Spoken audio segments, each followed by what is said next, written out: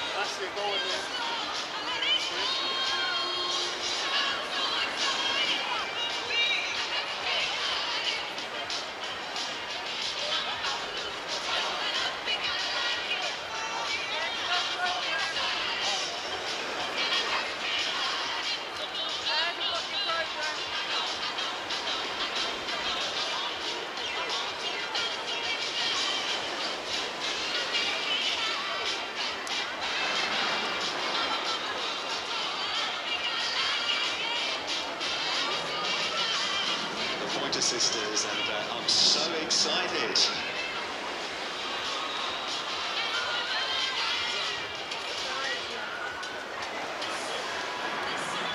The sound of Essex.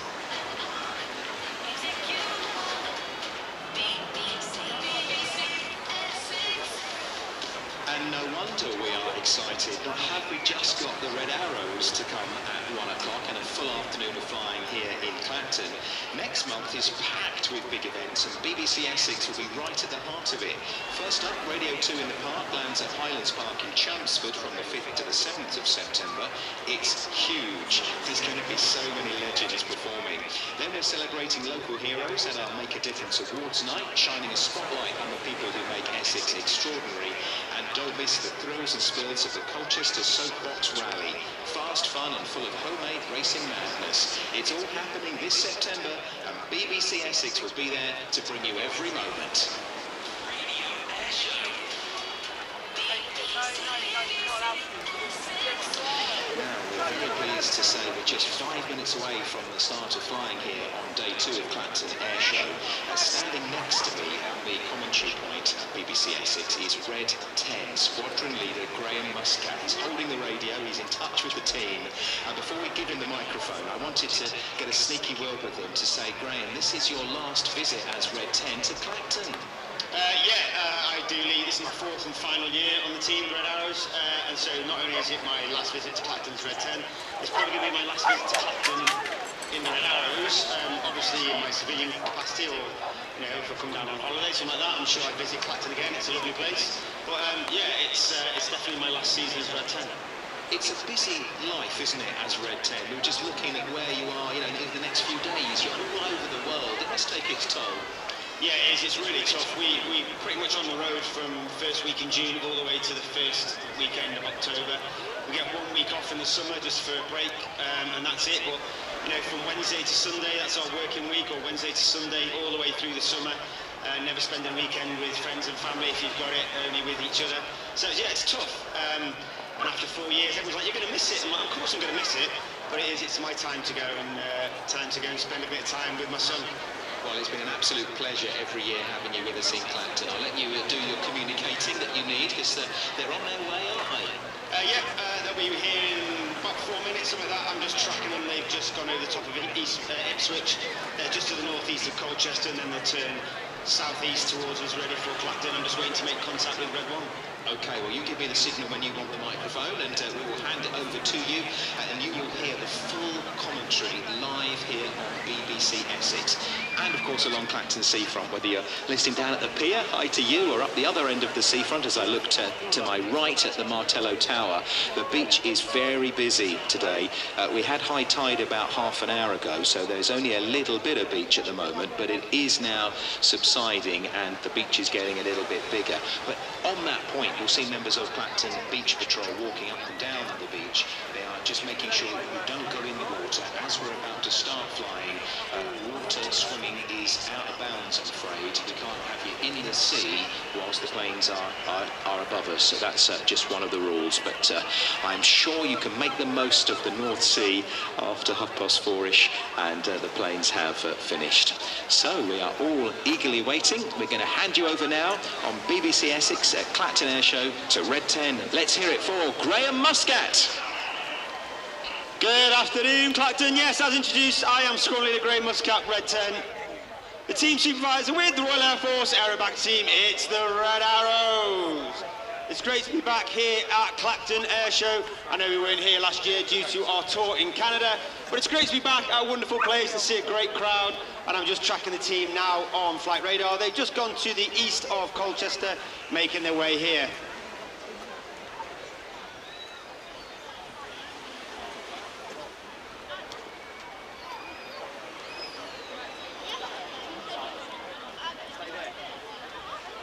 cheer and shout. Just making radio contact with Red 1. I have to give them some information such as the wind. There's not a lot of wind here today.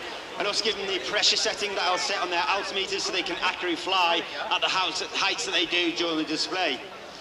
There are three types of display that we can do. It's either full, flat or rolling. It's based on cloud base and or airspace. Airspace restriction here is from Southend. Unfortunately, we're restricted to about 3,500 feet, so the most we can do is actually a rolling show. But it's still a good show. It's still a very dynamic and enjoyable show, as always with the Red Arrows. When the team arrive, they'll be in a large V formation, so make sure you give them a huge round of applause, a huge cheer as they arrive, and of course we'll be trailing our famous red, white and blue when we arrive. And that formation is called Amateur Big Battle, with all the even numbers on the right-hand side, all the odd numbers on the left-hand side. So please, put your hands together for the 2025 Royal Air Force Aerobatic Team. It's the Red Arrows!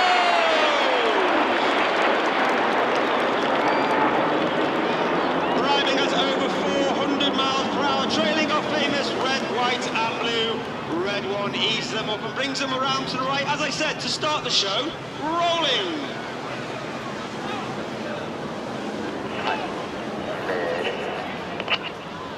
You'll now see Reds 6 and 7 collapse to sit in behind Red 1. Reds 8 and 9 will also move in to form our world-famous Diamond 9. Leading the team for the second year this year is one of your own. He's an Essex boy, squad leader John Bond, known as Bondy. He's a former Typhoon pilot, former qualified flying instructor on the Tucano, and he was the display pilot in 2012. From the right, in our world-famous Diamond 9, it's the Red Arrows. Go.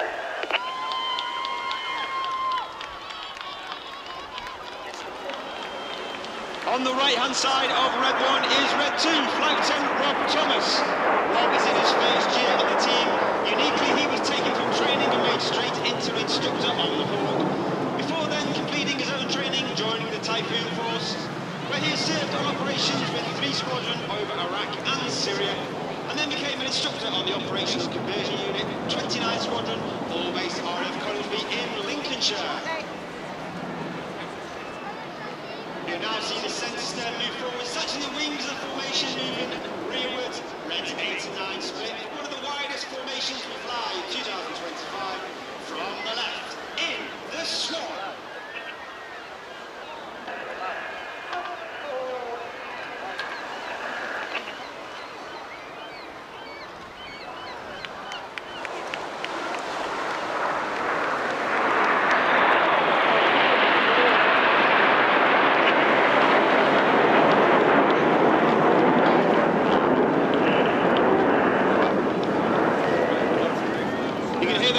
From Red 1, almost robotic and monotone in that delivery, and that's because we fly our formation by ear rather than by eye.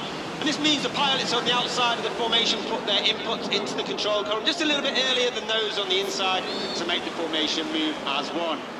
Reds 8 and 9 move in to sit behind 2 and 3 to form the shape of one of the most iconic aircraft in aviation history.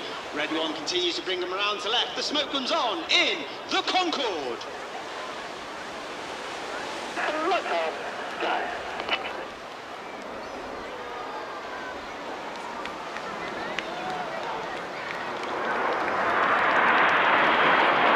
the left-hand side of that centre stem is Red 3, Flight Lieutenant Andrew McEwen, known as Macca.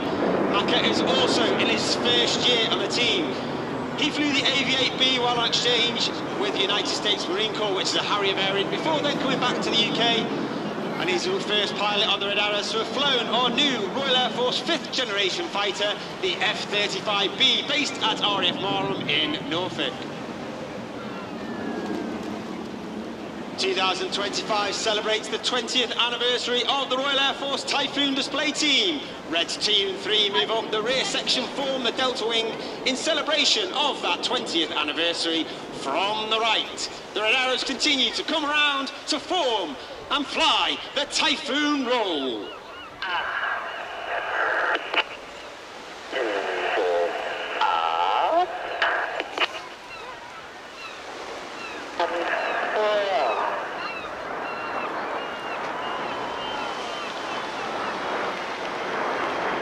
On the right-hand side, all the way at the back, is Red 4 Squadron leader Chris McKay.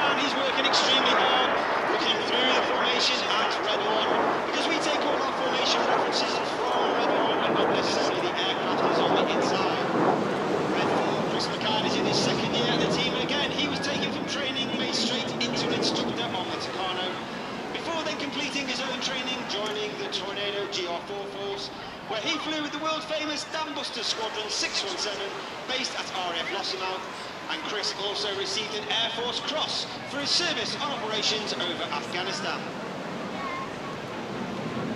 The rear section moved forward because the Royal Air Force is famous for its operations in air. However, these days we have a capability also in space and cyber. And to represent that capability in space and cyber, the team have now formed the shape of a spacecraft. This is Apollo.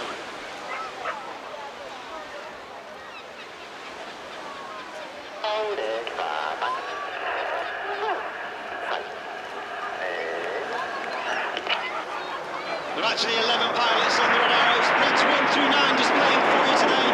Myself, Red 10, former Tornado GR4 pilot, former qualified flying instructor on the Hawk T Mark II. And as I said earlier, this is my 4th and final year on the Red Arrows. And of course we are commanded by Wing Commander Red Arrows, Wing Commander Adam Collins, former Tornado GR4 pilot, former Red 10, former F-111 pilot while on exchange with the Royal Australian Air Force. Reds 8 and 9 now move left and right, 6 and 7 split at the rear. Get your cameras ready for a fantastic photo opportunity as Red 1 brings them around to left for the colourful Big Vixen.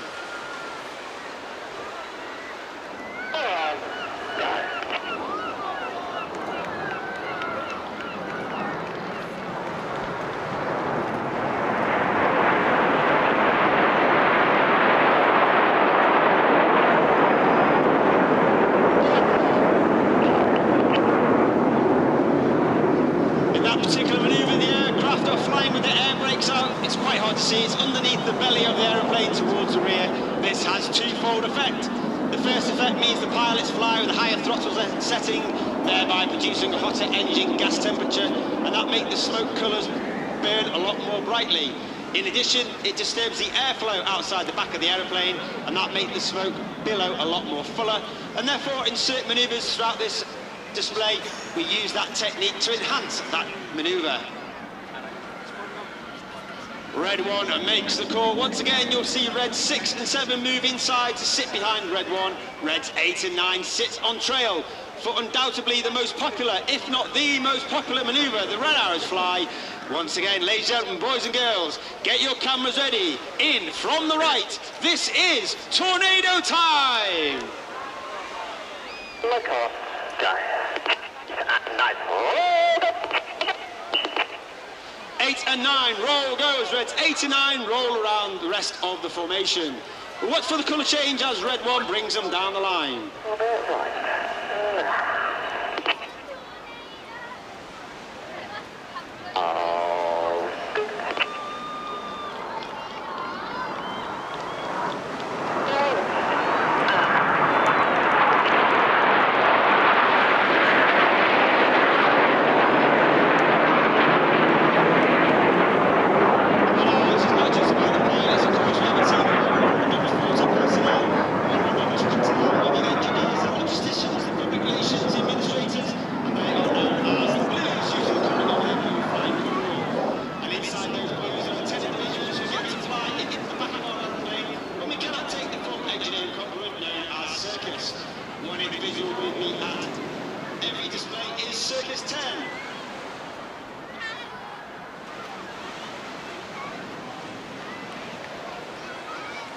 Circus 10 is Air Specialist 1, Erwin Lewis, who's with me today. He's in front of the lifeboat station, filming the display for debriefing and safety purposes.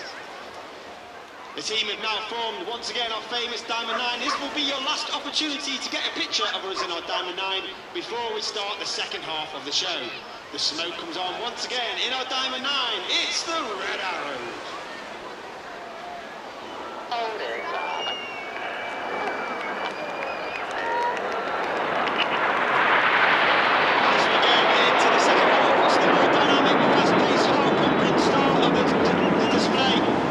Start it with the 5-4 split. And in the second half, we operate in two distinct sections. Off to the left-hand side is Reds 1 through 5, known as Enid, named after Enid Blyton's famous 5.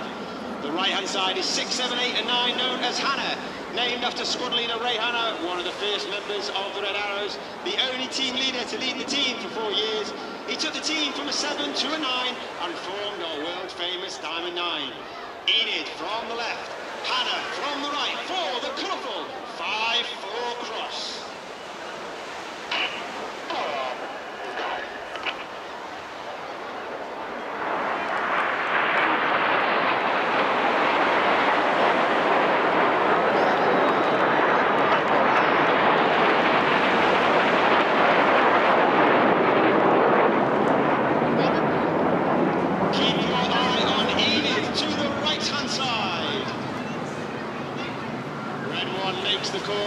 Red 5 starts to move in to sit behind Red 1, and Red 4 sits in trail on the rest of Enid.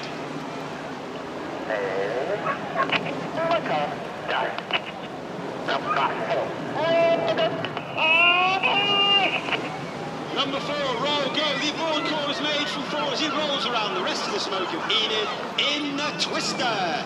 Sat behind Red 1 is Red 5, Flight Lieutenant Dustin Wales, known as Dusty. Dusty is in his second year on the team. He's a former Typhoon pilot, having served with 3 Squadron. He was an instructor on the Typhoon, on 29 Squadron, and also a test pilot on 41 Squadron, all based at RAF Coningsby in Lincolnshire. As Enid leaves to the right, look directly to your front. You can see the 4 aircraft of Red 6, 7, 8 and 9. The red and the blue come on from Reds 8 and 9 as they roll around synchro. Get your cameras ready for the Hannah break.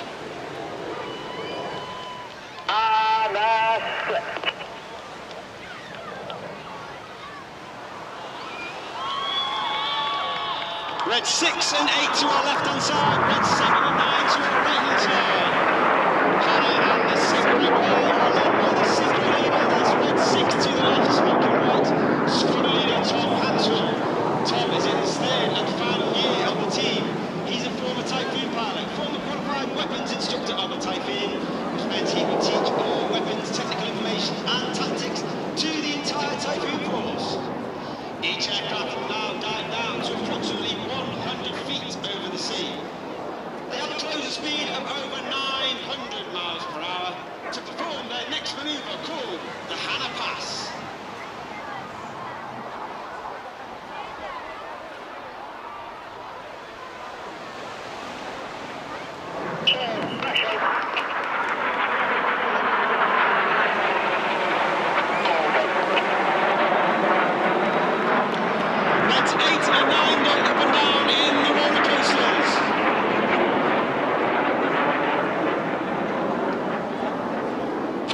From Red 6 is Red 6 to our right and Red 7 to our left. Pull up.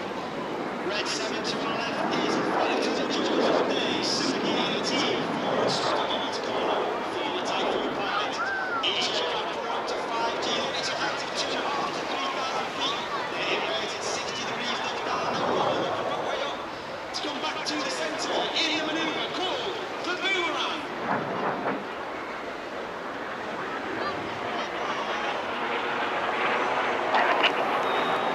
Each aircraft pass at wind tip to wind tip line of 30 metres, 100 feet.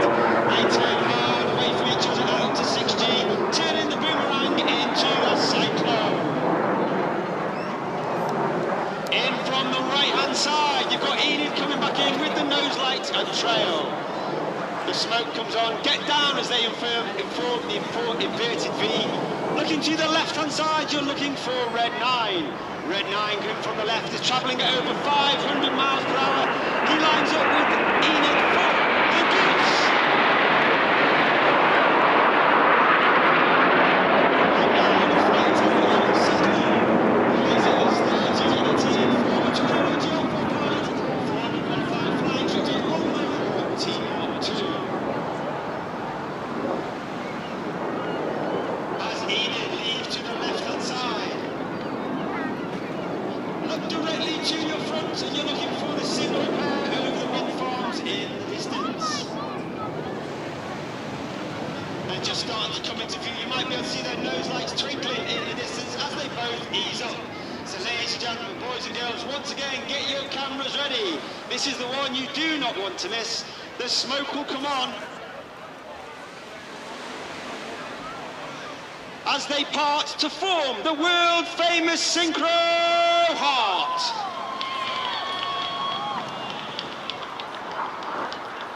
from the top right-hand side is Red 8 as he spears the heart. Red 8 is Flight Lieutenant Rich Walker, an extremely experienced aviator, having flown Harrier and Typhoon and being a qualified flight instructor on the Hawk T-Mark 2. And he's also his third and final year on the team. Mr. Clacton, ladies and gentlemen, boys and girls, let's give him a huge round of applause for wonderful hearts in the skies of Clacton. Well, the show's not over yet. Keep your eye on the synchro pair. They will both turn back towards the display line. Coming in from the right and the left. They'll be diving down to approximately 100 feet. They've got that closing speed of over 900 miles per hour. Each aircraft will perform a barrel roll. Cross in the middle, wingtip to wingtip, 30 metres, only 100 feet, followed by a second barrel roll in a manoeuvre called the double rolls.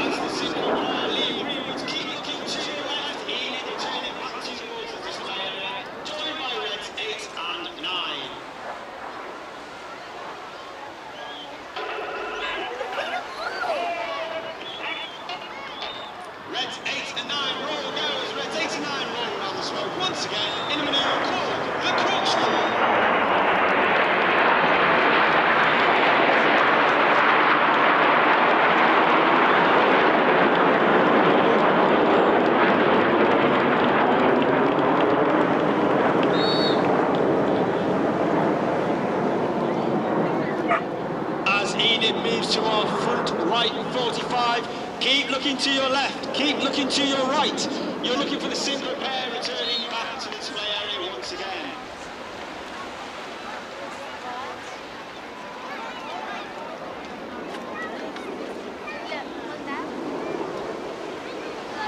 Each aircraft will perform a barrel roll. They'll cross in the middle for the manoeuvre called the circus.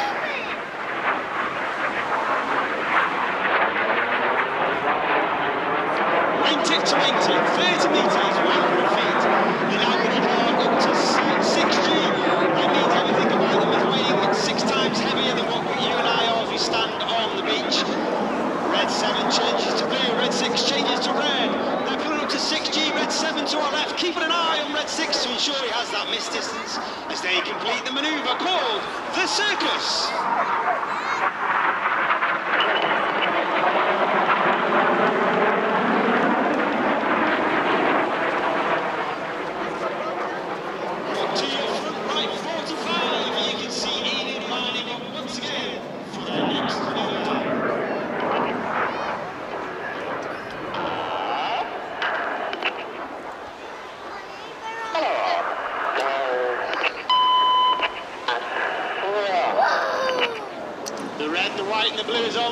Flies a barrel roll in the sky, leaving a snake-like smoke trail in the sky in the manoeuvre called the Serpent.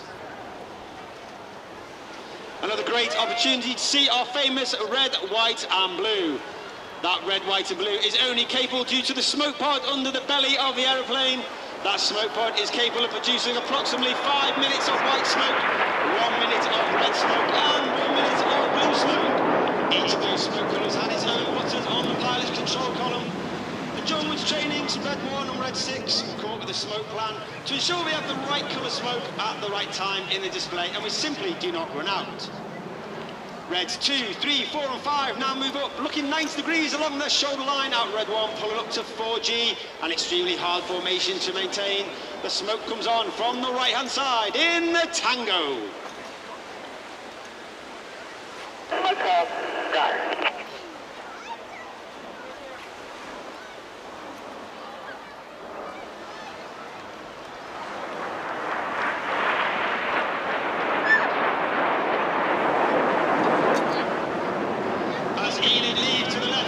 To your left, look to your right. You're looking for Red 6 and 9 from the left, Red 7 and 8 from the All right, for the first of our new manoeuvres in 2025, this is the chainsaw.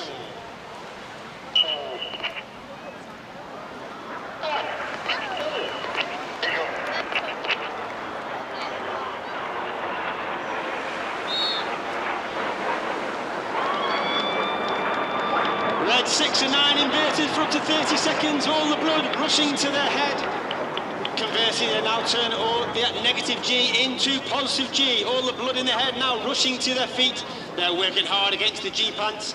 Keep an eye on Red 7 and 8 to the left-hand side as they complete the chainsaw. In from the left-hand side, Enid, Reds 1 through 5, the smoke is on. 2 and 3, roll. 2 and 3, roll goes, Reds 2 and 3, roll to the outside.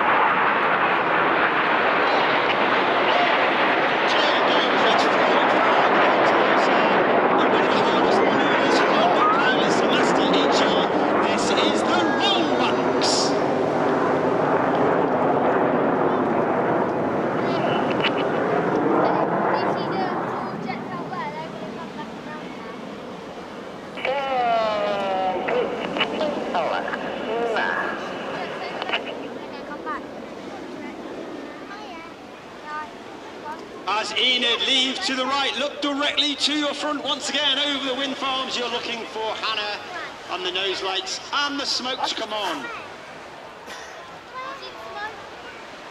8 and 9, roll go. The red and the blue from 8 and 9, roll go as they roll around the smoke in Red 6 for the second of our new manoeuvres for 2025.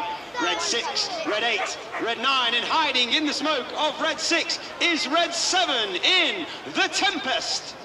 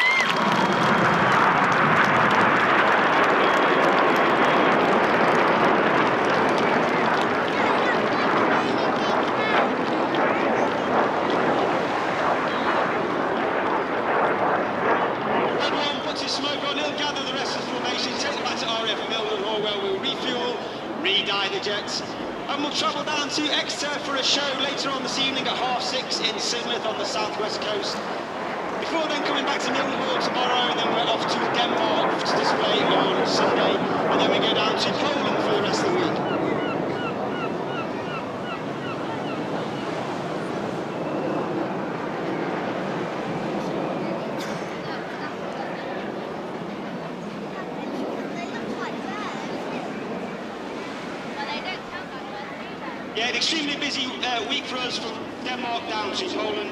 As I said, it's my fourth and final year on the team. If you want to follow the Red Arrows, you can follow us on Facebook and Instagram, RAF Red Arrows. I have my own pilot account, RAF Red 10. Find me, you can follow the rest of the team as well. As I said, fourth and final year on the team. It's been an absolute honour and a pleasure to be part of this team.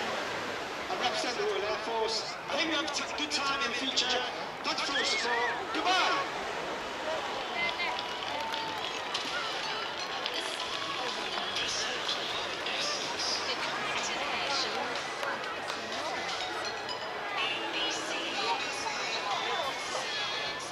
Let's hear it one more time for Red 10 Squadron Leader Graham Muscat. Come on, you can do more than that. Thank you, Graham. It's been an absolute joy to have you with us as part of Clacton Airshow for so many years, 4 years. All the very best for your next chapter. Let's go to the beach right now where Steve Scruton has been watching with literally thousands of people. Did you enjoy that, ladies and gentlemen? Wow! I've never seen so many smiling faces on the beach, including Jeanette and Nikki, who support the Red Arrows. You might have seen them if you're towards the commentary point here. They always come in their red t-shirts supporting the Red Arrows. Jeanette and Nikki, what do you think of it? Oh, brilliant as always. It's never a bad show, is there? It's always great. We missed them last year, but we had a double dose this year. I know, we did. Wherever you see them, whether it be on the A12 or a full display, they always get your heart racing. It's brilliant. Don't you think, ladies and gentlemen, we always give them a really warm welcome in Essex, don't we? Fantastic. Ian, from the commentary point, you can probably see the thousands of people who've enjoyed this. We can, and we heard them, and so did Graham, actually, and he had a real poignant smile, actually, when he heard that round of applause for him. I think, yeah, it was a really, really wonderful display, a rolling display, Sam Williams, because of cloud, but absolutely breathtaking as always. What a way to start day 2 of Clacton Airshow with the RAF Red Arrows. Now the time is 1:25 .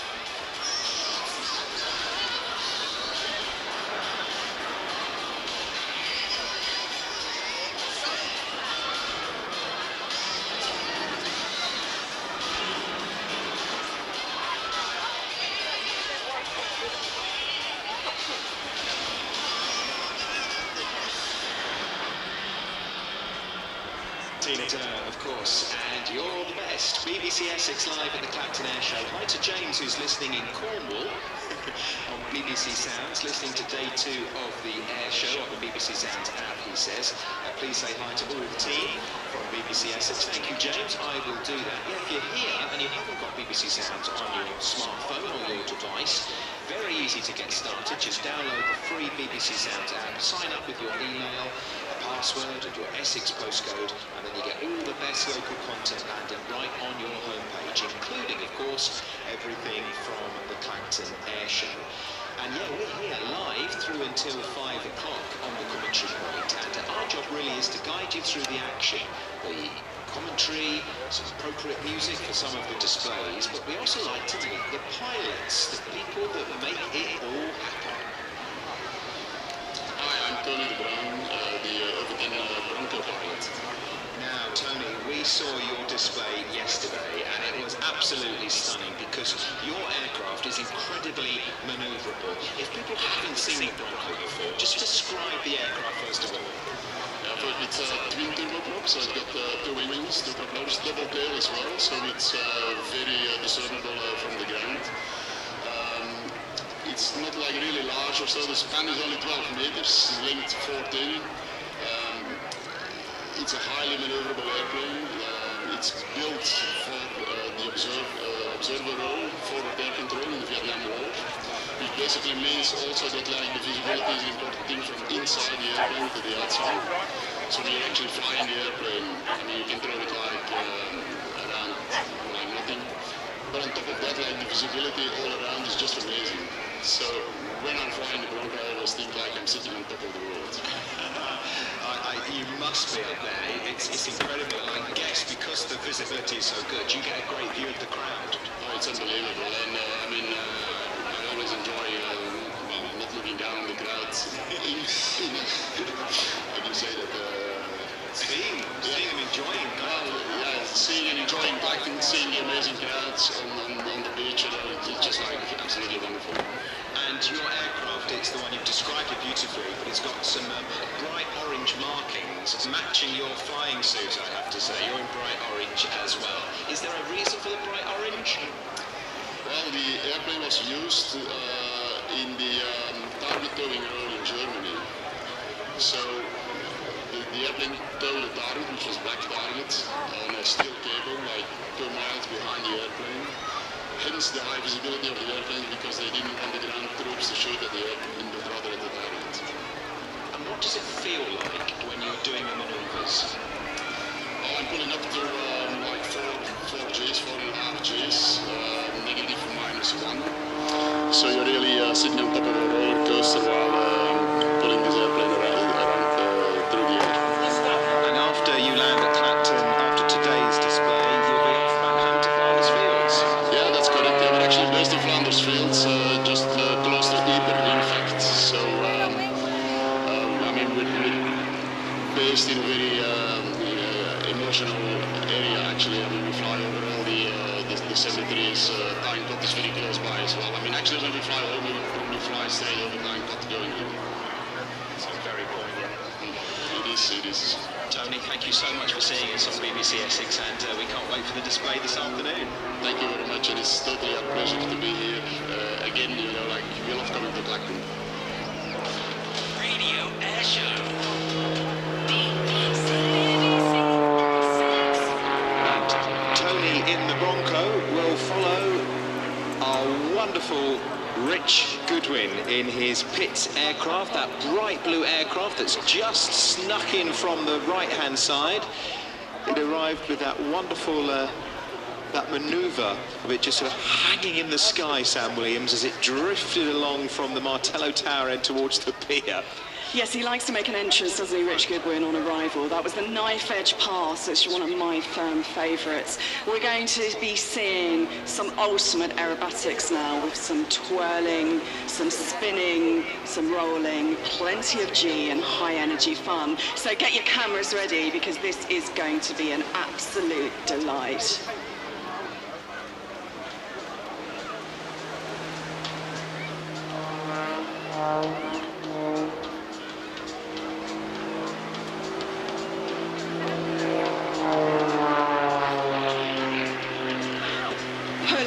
into the vertical there. He's powered by a 6-cylinder, 8.5-litre Lycoming engine, producing over 300 horsepower. It has an excellent power-to-weight ratio. The aircraft is incredibly lightweight, weighing just 700 kilograms. And a top speed of over 200 miles an hour. Rich will be pulling G up to 6G minus 5 during the display.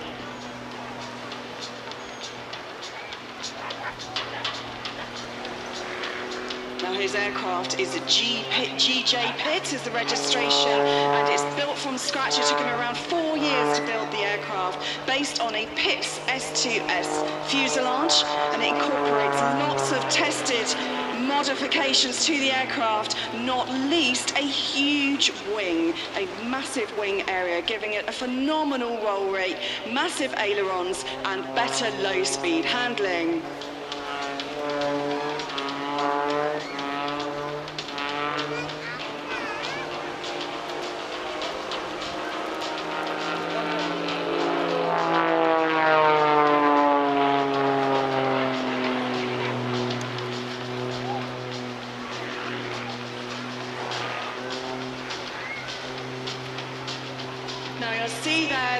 Is literally just pausing in the sky, going at 0 miles per hour, hanging the aircraft on the prop as he then tumbles down, gaining some airspeed, ready to pull it into the next manoeuvre.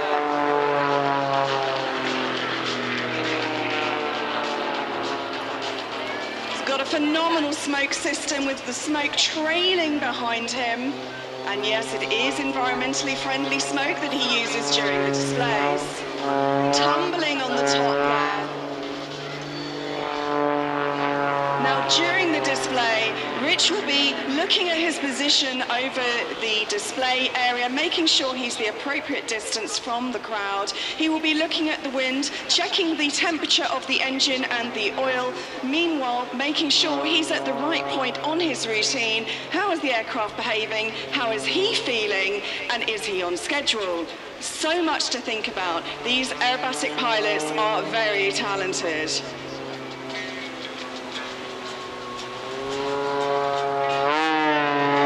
A lovely little side slip there with the smoke trailing. He's pointing out towards the wind farm, and there he is, pausing momentarily, not even moving. I mean, Ian, what do you think about that? That's amazing. He's just like hovering in the sky. It's incredible to see this biplane just hover, almost like a helicopter would. And there he was, just gently sliding down, a tail slide down slowly, and then pulling away. You'll notice, Ian, that in times in the display, there's moments like this where he just kind of gathers himself, resettles the aircraft before pulling into another high-energy maneuver. One of the talents of aerobatic routines is the on-off aerobatics. One moment going super slowly or not even moving, and the next minute high-speed twirling.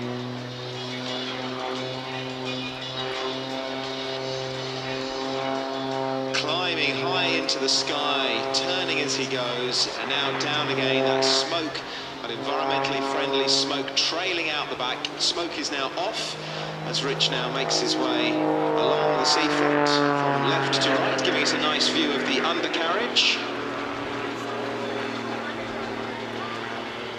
Now, this is based on a PRXIX special aircraft, but the standard PRXIX gear has been removed and the engine mount modified to take the titanium sprung gear legs, and then there's a new shape and carbon cowling to reduce weight and profile drag.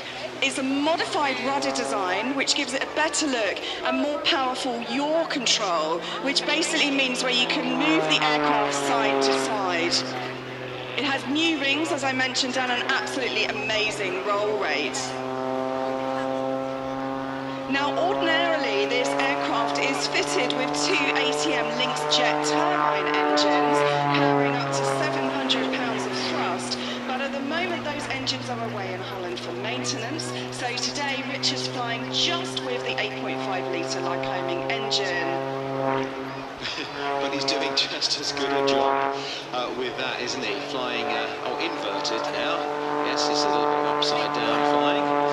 Now, of course, when you're flying upside down, the controls are literally literally backwards. So if you want to pull up, you have to push down. If you want to go down, you have to pull up. So you literally need to wire your brain backwards to be able to perform the maneuvers. And there he is, climbing up, gaining speed, pulling up into a loop, diving down towards the sea, just above the Coast Guard there, smoke trailing. And another knife edge pass, and twirling at the top. It really is a fantastic sight. Bit of sun now breaking through the clouds, a little bit of blue coming, glinting on those wings. Actually, I mentioned this yesterday, the colour of this PRXIX aircraft is sky blue, it's bright blue, and yesterday when he arrived, the clouds parted and we saw some blue, and it's happened again today.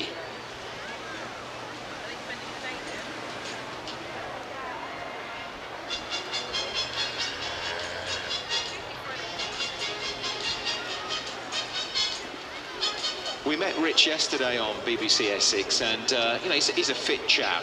You really have to be, Sam, don't you? I mean, people might think you're just sitting in an aircraft with the controls, but the physical toll on your body to do this is incredible. It is, and peak physical fitness is absolute priority for aerobatic pilots if they're to actually be comfortable and capable of flying these high-energy manoeuvres. And in fact, both yesterday and today, Rich went for a morning run with the Firebirds pilots, and they went for like a 45-minute run before breakfast. And then decimated the breakfast buffet, apparently. Yeah, I think they went for thirds.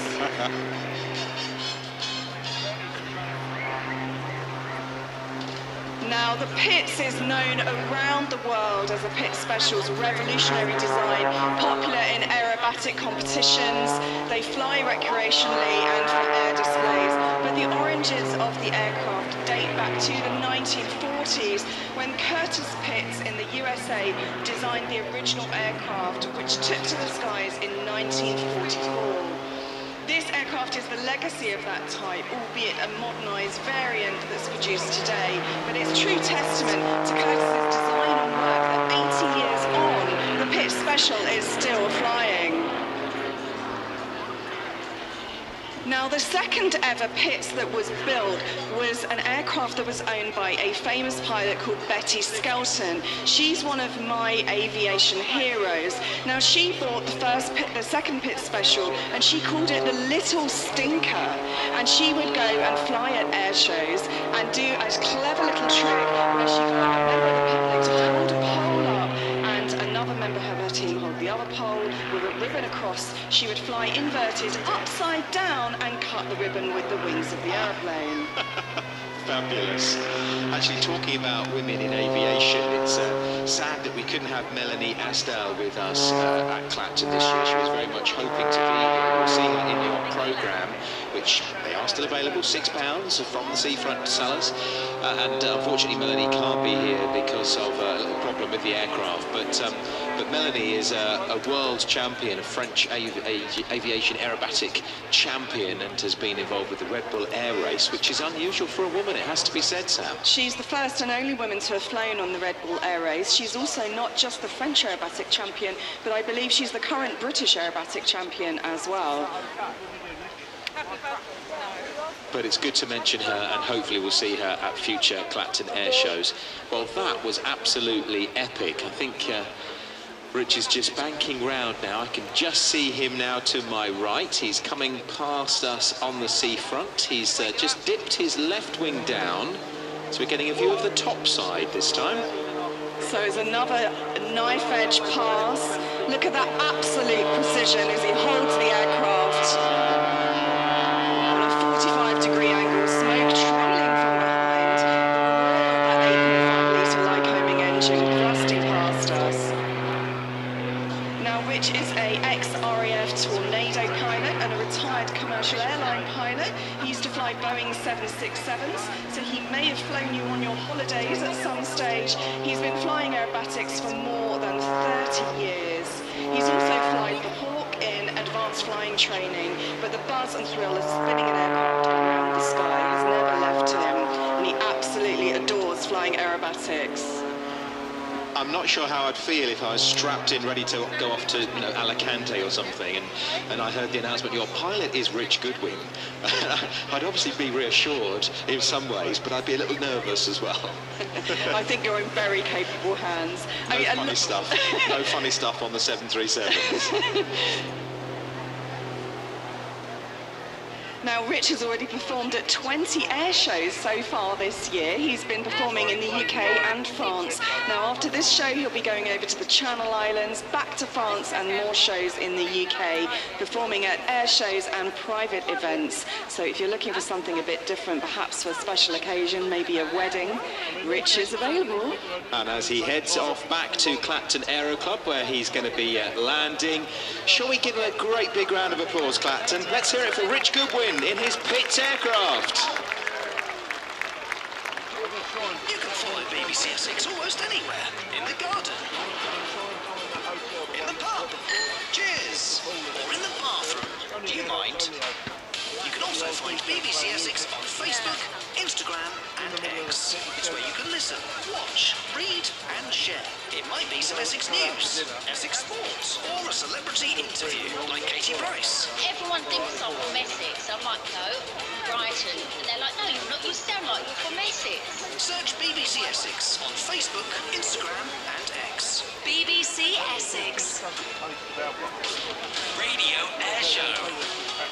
BBC Essex. Yes, we're with you live from sunny Clacton now, the Sunshine Coast living up to its name, with some nice warm sunshine coming down on us. The beaches look really full. We're standing right above Green Beach. Each beach in Clacton is named and colour-coded, and you can get a wristband from the beach patrol team, write your name and number on it, and then you can put that wristband on the wrist of a child perhaps, or a vulnerable adult, and then if you do become separated, the team know more or less where you are along this long golden sand seafront. And there's a very, very big hole being dug right in front of the commentary point. I mean, that is a deep hole. How far are you going? How far are you going, madam? Oh, a bit further. Okay. Could you fill it in once you're finished? That'd be lovely. Thank you also for staying out of the water whilst you see the aircraft above you, because that's part of the safety rules. We need you out of the water, even though it looks so inviting whilst the planes are flying. But rest assured, after about 4:30ish, when the last display leaves us, you can get in that water and cool off. It does look very inviting as the sun is glistening on it. Bank holiday weekend. Stick with BBC Essex. Sonia, Sadie and the sports team with you on Bank Holiday Monday. But as we say goodbye to Rich Goodwin, we say hello to Tony Nimrin in his Bronco. Yes, this is the one with those bright orange markings that we were talking about just a moment ago. A rather unusual looking aircraft, Sam, with the twin propeller and twin tails. Yes, absolutely. This is the North American Rockwell OV-10 Bronco, and it was designed in the 1960s, predominantly for use in hostile conditions. The huge fin at the back and wide wingspan allows the aircraft for a short takeoff and landing, because this aircraft was designed to land on roads and hills and jungle-like conditions, and used in operations in Vietnam and the Philippines.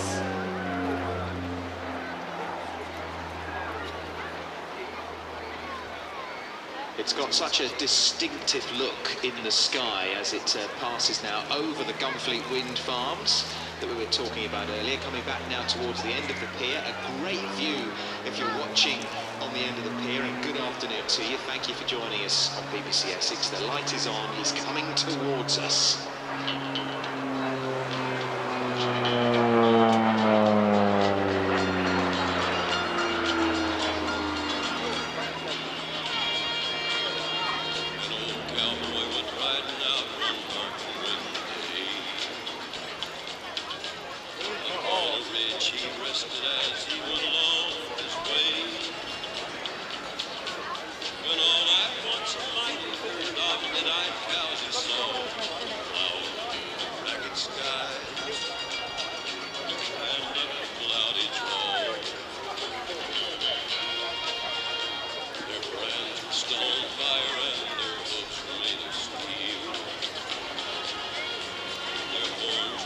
Shiny and their hot breath he could feel.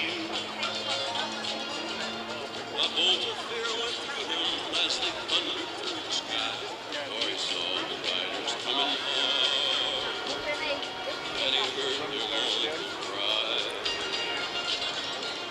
Now, the Bronco is often nicknamed the bucking Bronco because of its amazing manoeuvrability. But if you look now, the centre of the display line, the gear is down, and Tony is showing us the slow pass, sometimes called the dirty pass, with the gear down. Now, this aircraft during the display will go from super slow speeds to high speeds. Watch out for the really short turning radius of the aircraft.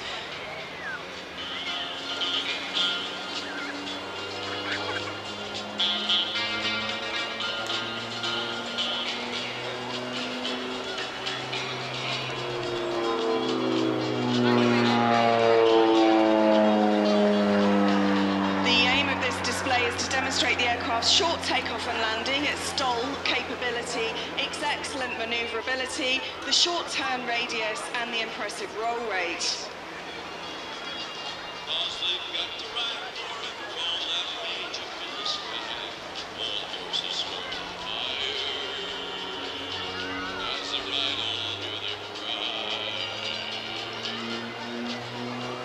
Tony absolutely loves performing at display routines in the Bronco. He loves the manoeuvrability of the aircraft and likes to show it off during the display.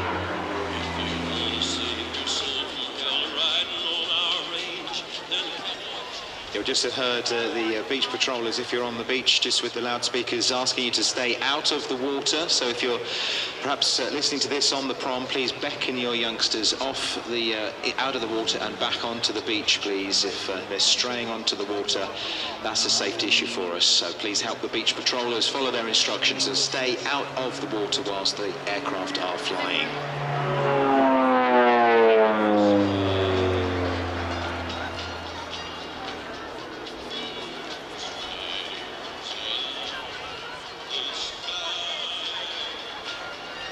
Look at that sun catching those bright orange wingtips as Tony banks round very high in the sky. We get that distinctive look with that twin tail. Bit of smoke coming out, coming down much lower now for a great photo. Seeing the belly of the aircraft, and the cargo area, Sam, can hold quite a lot of stuff. 2,400 pounds of cargo, 6 paratroopers or 2 stretchers with a medic. Just gives you a little bit of a concept of context of the capabilities of this aircraft.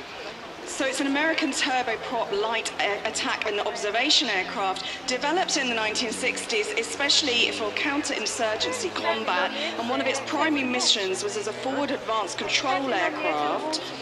It was in fact designed by 2 US Marines who built the concept in their garage. The aircraft would have flown the first ever flight on July 1965, and it served in 3 US branches from 65 until 95, the Air Force, the Navy and the Marines.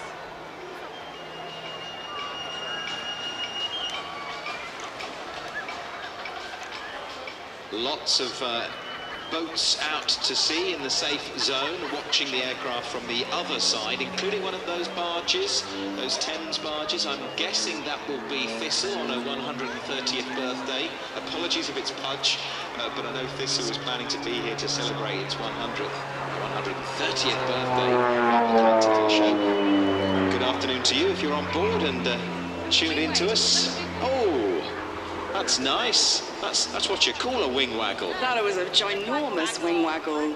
Now, Tony's really showing off the capabilities of the aircraft there. So when they were actually used in a kind of combat situation, the Bronco would be used for armor protection. It has bullet-resistant windshields, self-sealing fuel cells. It's ideal for operating in a hostile environment.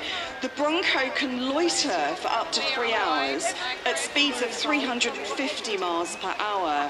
And it would have been seen in countries such as Germany, Thailand, Venezuela and in Indonesia. As we said earlier, the Vietnam War used them, as well as in the Philippines.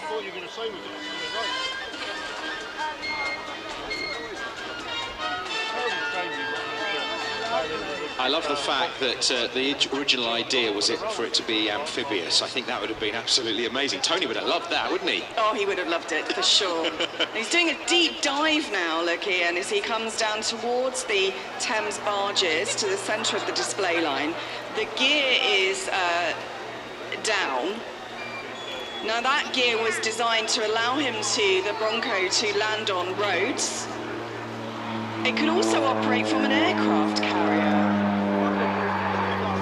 And Tony's flown the Bronco over from his base at Wilvenhelm, a Kortrijk in Belgium, just on the area of the Flanders fields. Takes him about 30 minutes to fly to Clacton.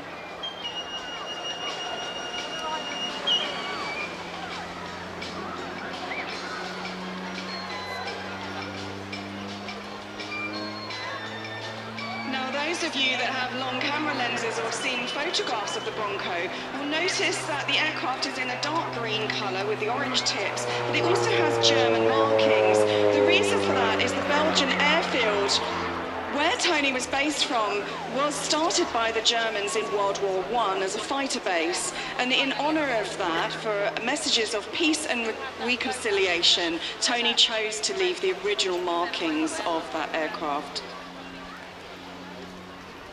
We heard from him on BBC Essex just a few moments ago in an interview we recorded when he came to see us earlier on, and I can't tell you, I know you're probably thinking he's just saying that, but he absolutely loves the Clacton Airshow, and Edith as well that was with him. They are so happy to be here.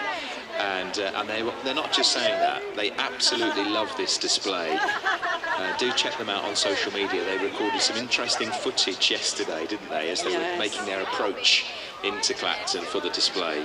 And you'll see on that footage that Tony sits in a glass bubble cockpit, and he said that when he's in there flying, he really does feel like he's on top of the world. And in fact, the Bronco has appeared in Hollywood movies as well. It was recently seen in The Kingsman, The Secret Service. Ah, we're going to get quite a few TV and film stars with us again today at Clacton Airshow. Thank you so much to Tony De Bruin and all the team behind the Bronco. Let's hear it for them.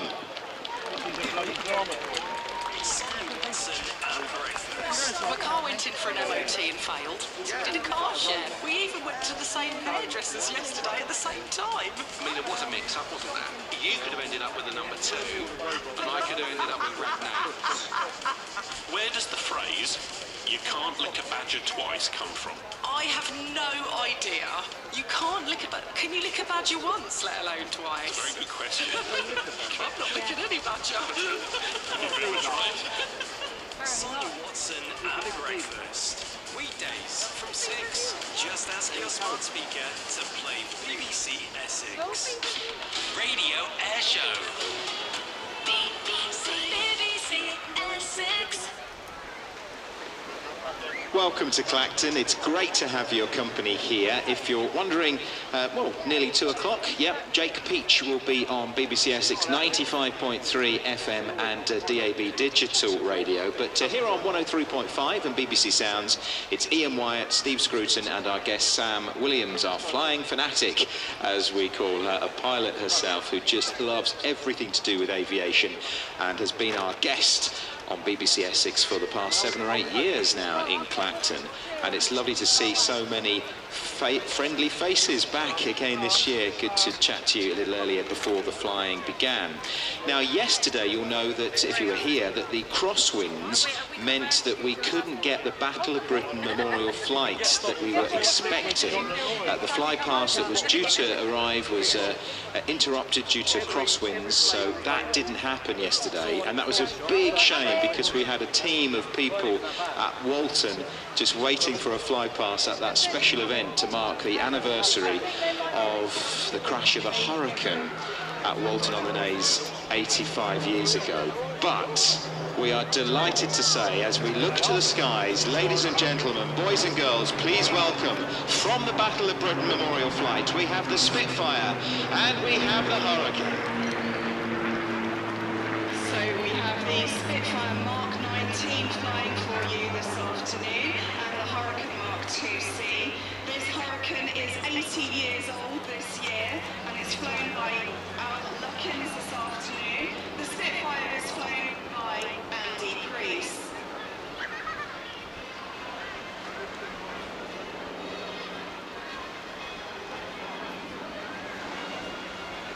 We are so honoured and privileged to have these two aircraft with us. Such history, aviation history in the skies above us as they bank round in formation. Again, if you're at the end of the pier, you've got a lovely view as they now pass over those boats. Loads of boats out to sea today, watching and listening to BBC Essex, and they're coming now gradually towards us here on the seafront for a much closer look at these two legends of the sky.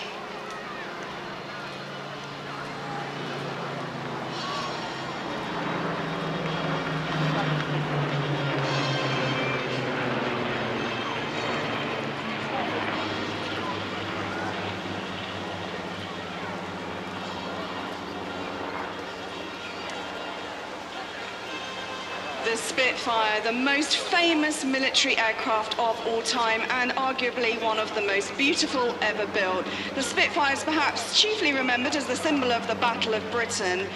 Meanwhile, the Hawker Hurricane is the unsung hero of the Battle of Britain. This aircraft, born from the famous Hawker design stable, was the creation of the great Sidney Cam and was his response to the RAF's urgent requirement for a low-wing monoplane fighter to balance the threat from Nazi Germany and its rearmament during the mid-1930s.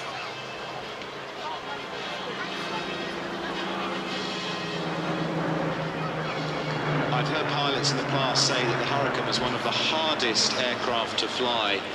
As we see it now, leading the Spitfire again past us, we get a wonderful view of the undercarriage of both aircraft as they sweep round and over towards a very large vessel out there, actually. I'm not sure if that's a wind farm service vehicle or it's a fixer-upper, but it's a massive boat right out there. And they're zooming now into the sky away from us. The Spitfire, Sam, one of the latter versions that we had. This one, the Mark 19. Yes, the Mark 19 Spitfire, and this particular version was used for photo reconnaissance. One of the last ever built.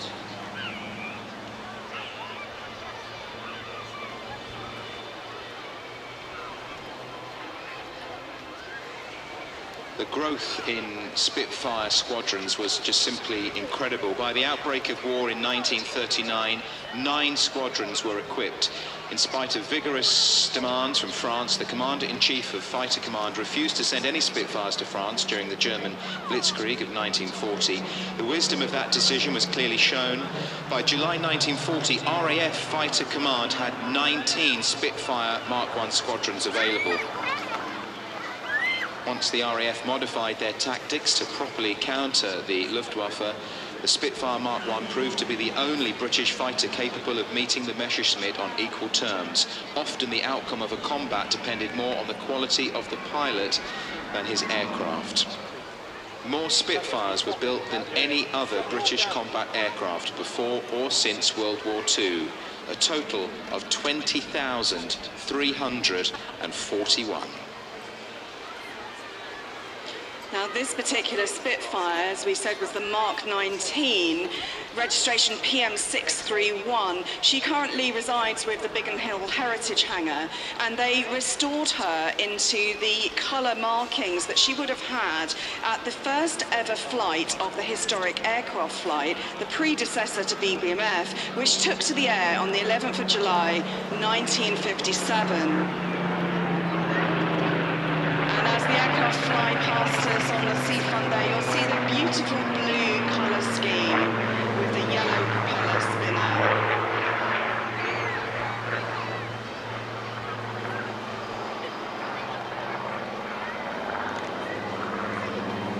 Flying the Spitfire this afternoon is Flight Lieutenant Andy Priest, MBE. He has over 4,000 hours on 13 aircraft types, notably the Tornado GR1, the Hawk and Harrier GR7. Later in his career, he was the Tutor Display pilot. He's been with the BBMF for 6 years.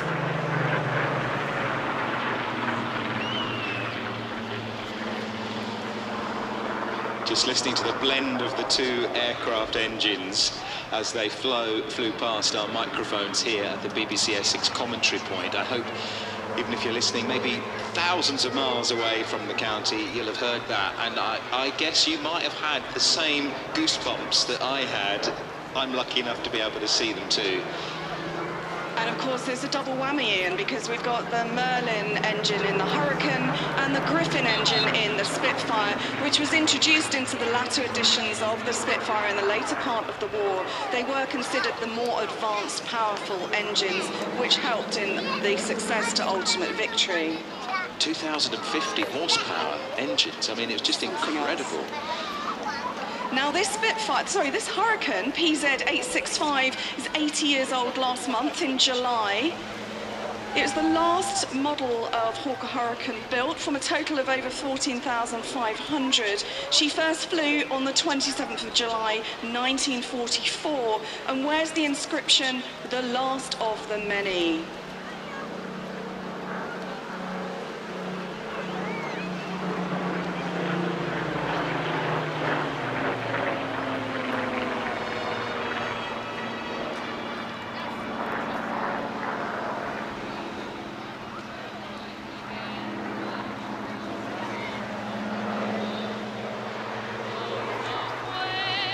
The aircraft are based at RAF Coningsby in Lincolnshire. The Royal Air Force Battle of Britain Memorial Flight operates several aircraft, tirelessly working to keep these beasts in the skies. We were hoping for the Lancaster bomber to come to see us in Clacton this year, but speaking to one of the team a little earlier, telling us that a radiator is needed. It's been laid up now for a few days. It'll take a few more to sort that radiator issue, but of course we hope to see him back in the skies very soon. I think there's just 2 airworthy Lancasters left in the world, so it's so important, isn't it, that we do all we can to keep them flying. Lest we forget is the motto of the Battle of Britain. And the other Lancaster's based out in Canada. Back in 2014 she made an appearance at the airshow season here in the UK. Now, talking of maintenance and upkeep, Ian, the Hurricane is undoubtedly one of the most complex of the wartime fighters to restore. It's got an intricate melange of steel, aluminium, wood and fabric, and it represents an enormous challenge to the maintenance engineers as well as the pilots to keep it in flying condition. When compared to the Spitfire, with its all-metal monocoque construction, the Hurricane is a truly massive undertaking to restore today.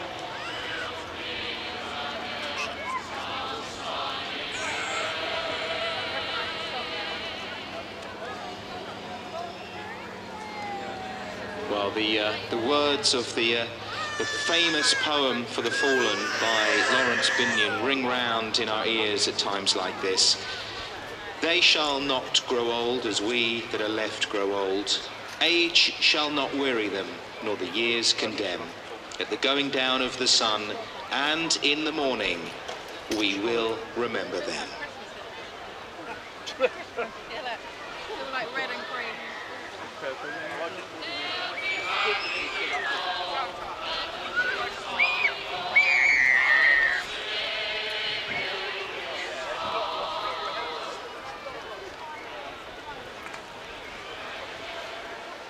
And then do you know I've got a little team? Do you know my little team?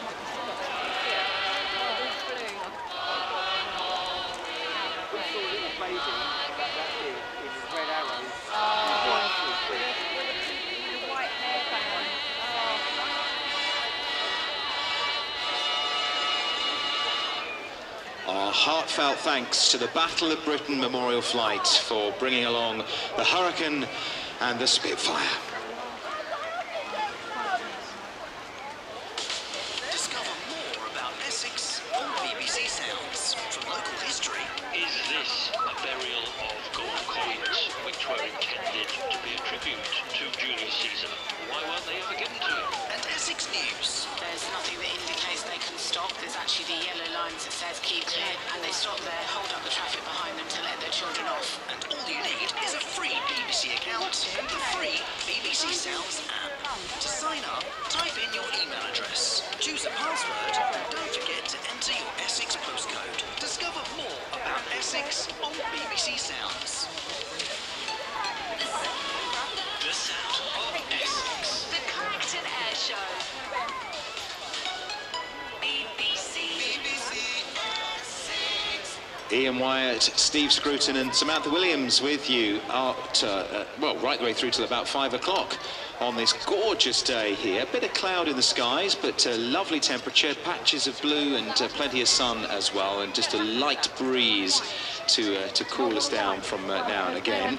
We're going to be in just 2 or 3 minutes time welcoming our next aircraft here at Clacton. It will be the Tutor, the Grob Tutor, and once again I'll be introducing you to Flying Officer Sebastian Wilson. He's going to be taking us through the action. I get a word with him now. Seb, all looking good for today? Yeah, all looking good. Bob is airborne from Southend. If you are particularly eagle-eyed, you may be able to see him off to the right completing his pre-display checks before running in bang on quarter past even. Okay, so, oh right, I'm going to set my watch by Bob. At 2:15, we're expecting our Tutor display. It's a really graceful display. It's an aircraft that is used by the RAF for training new recruits, and as Seb will tell us all a little about the whole display season and what they use the aircraft for and what they get up to. That coming up very, very soon. We'll be crossing to Steve Scruton as well, who is out and about on the green sward. We'll be popping over to see Steve as well. Can I just remind you that you're not allowed to use drones whilst the air show is taking place. We've had a little bit of an issue with this today. It is illegal to fly drones between now and 6 o'clock. That is the air exclusion time that we have in place because of the air show. The police are here and will take action if they see any drones, and the consequences are rather severe. So please, no drones, and that also goes for kites and balloons as well. They have to be out of the skies so everything is safe for the pilots above us. Just saw Seb there taking a little peek to the right so we can see him. If we look to our right over the kind of St Osyth end of the tendering coastline, a little aircraft is making its way through the skies today, and we're going to hear a full display from Seb. It's the 2025 display from the Grob Tutor, and I cannot wait, because if you were here yesterday, you'll know that we are in for something special. We still have the Lynx helicopter to come. We've got Team Raven in their 6 RV-8 aircraft, and of course the Fairey Swordfish, all to come very, very soon. Just banking around in the skies to the right. I thought that was him, then it was a seagull, Seb. Did you? Oh, I think the seagulls are getting a bit confused, aren't they, today? Yeah, I mean, the Tutor itself, especially being white and a single aircraft, you can pretty easily distinguish it. You can't distinguish it from the seagulls, but when it gets closer, you'll be able to see those very bright strobe lights and the lovely heart on its belly. All right, so we're looking out for the heart. Are you happy being down here on the ground with us on BBC Essex, or would you rather be up there in the aircraft? Well, I have sat in on this display once, and it is a particularly uncomfortable one. 8.5 minutes of solid aerobatics does take a toll, so I'm quite happy to be in the ground. That's the right answer. Okay, then here he comes, and we welcome Flight Lieutenant Seb Wilson. Hello, Clacton. Yes, Flying Officer Seb Wilson is my name. I am the Tutor Display Manager and Commentator this season. It's a pleasure to display the Grob Tutor for you all today. We're the smallest display team in the Royal Air Force, only 2 personnel, me and Bob. But it's a small aircraft and it's got a big impact. Turning in towards the crowd now, flying in from the centre at nearly 200 miles per hour. It's Flight Lieutenant Bob Dews with the 2025 Tutor Display. Give him a wave.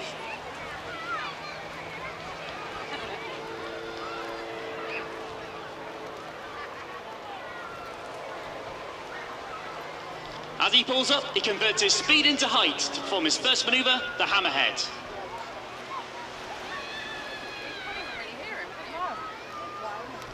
Flight Lieutenant Bob Dews was born in Carmarthen, South Wales, and started his flying career in the Royal Air Force in 1989, flying the Queen of the Skies, the VC-10 out of RAF Bryce Norton.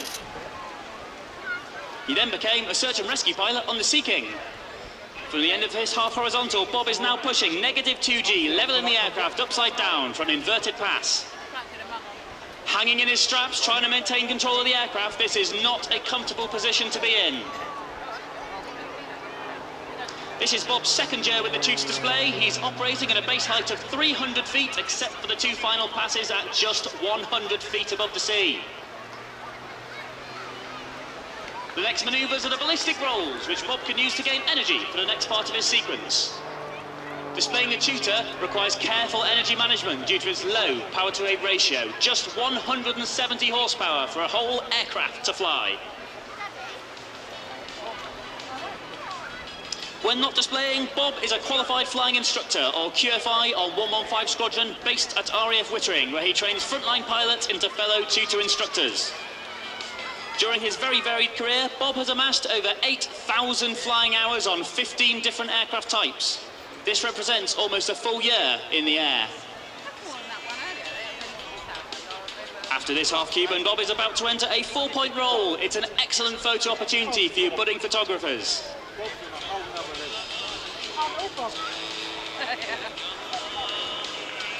The Tutor has a top speed of 212 miles per hour or 185 knots and can achieve maximum positive 6G, meaning that the aircraft is subjected to forces 6 times that of gravity. Next off to the left, another wing over, a combined pitching and rolling manoeuvre used to turn the aircraft through 180 degrees. You'll notice that each wing over is slightly different as Bob carefully selects his flight path to cater for differing wing conditions and aircraft energy states. Bob now rolls 90 degrees while pointing straight up before completing a stall turn at almost 0 airspeed.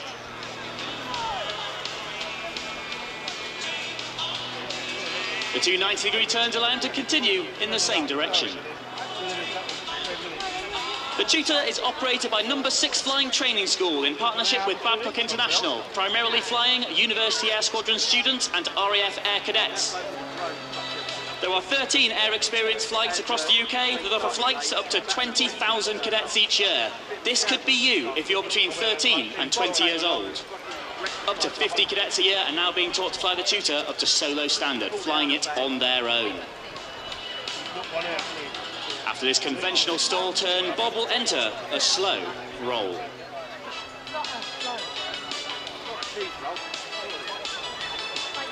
Particularly vulnerable to the wind in the Tutor, Grob, the manufacturer, primarily makes gliders, and the Tutor, despite being powered, is built like a glider, making it very light, and therefore it's a particularly skillful display with a blustery wind like we have today. During the slow roll, you may have noticed the Royal Air Force Benevolent Fund heart on the belly of this aircraft, seen since 2022 to celebrate this fantastic charity. We're proud to raise an awareness for the charity that does so much for RAF personnel, air cadets and veterans. I know we've had A-level results day recently, but those of you going to university, there are 15 university air squadrons across the UK. On the squadrons, students are taught to fly the Tutor by highly experienced military flying instructors like Bob. It is worth mentioning that the UAS syllabus is 80 hours long, completely free, and does include solo aerobatics. Members are not committed to a military career after graduation, although if that's something you decide to do, they will support you every step of the way. We're now in the high energy section of the display with a quarter clover, derry turn and now the loop, all quintessential aerobatic manoeuvres.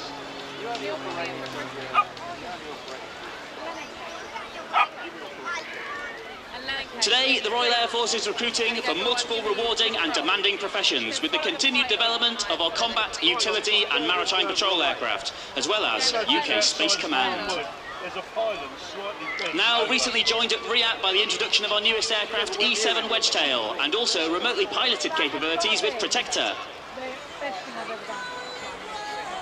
Down to just 100 feet over the sea.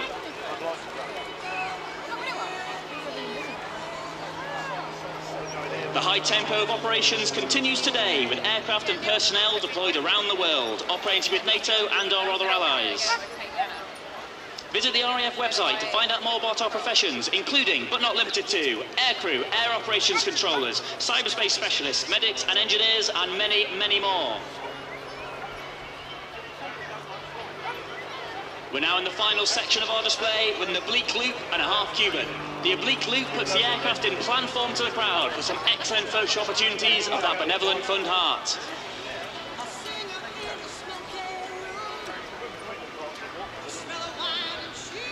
I'd like to take this moment to say a big thank you to our supporters this season. They are the Royal Air Force Benevolent Fund, Runway 25 and Babcock International, who provided much of the merchandise we're giving away in our stand this season.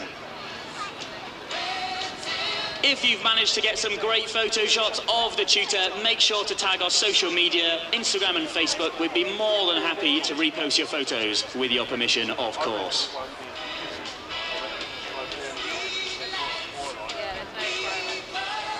Bob's now bringing the tutor around for his departing wave at just 100 feet. Yes, he will be able to see you waving. A big thank you to Clacton Airshow 2025 for hosting us today. Ladies and gentlemen, boys and girls, the 2025 Royal Air Force Tutor. Go on then, Bob. Well done.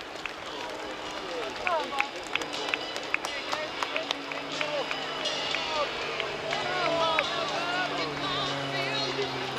And our special thanks to Flying Officer Sebastian Wilson from the Tutor Display team. Will you thank Bob from all of us here at Clacton? That was epic. I will do. He does love the display season. He's going to be missing it next year, but yeah, big fan of everything we do here. So he does enjoy Clacton. He did it last year, he did it this year. He loves the coastal shows. Seb, smashing. Thanks for you as well. And to Bob, let's hear it for the Tutor Display team. BBC Essex, Sadie 9. We have so much fun at the weekend. There are big guests, inspiration for places to visit and things to do, plus expert gardening advice. We also have a brilliant music quiz called Just a Second. All you have to do is correctly guess the artist and the title from the first 1 second of a song.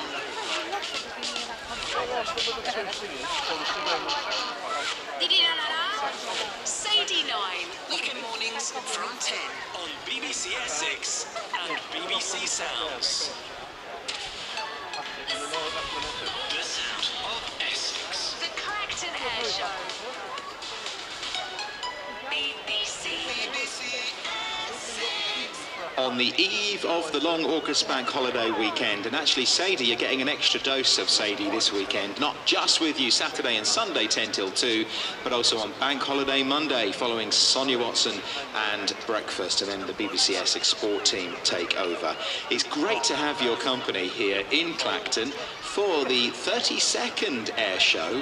We were trying to work out how many years we've been here. Certainly myself and Steve have seen getting on for 30 of the air shows, and we've been with you for Radio Air Show on BBC Essex for maybe about 25 of them. So it's been absolutely wonderful to see the event grow over the years and develop. It really has.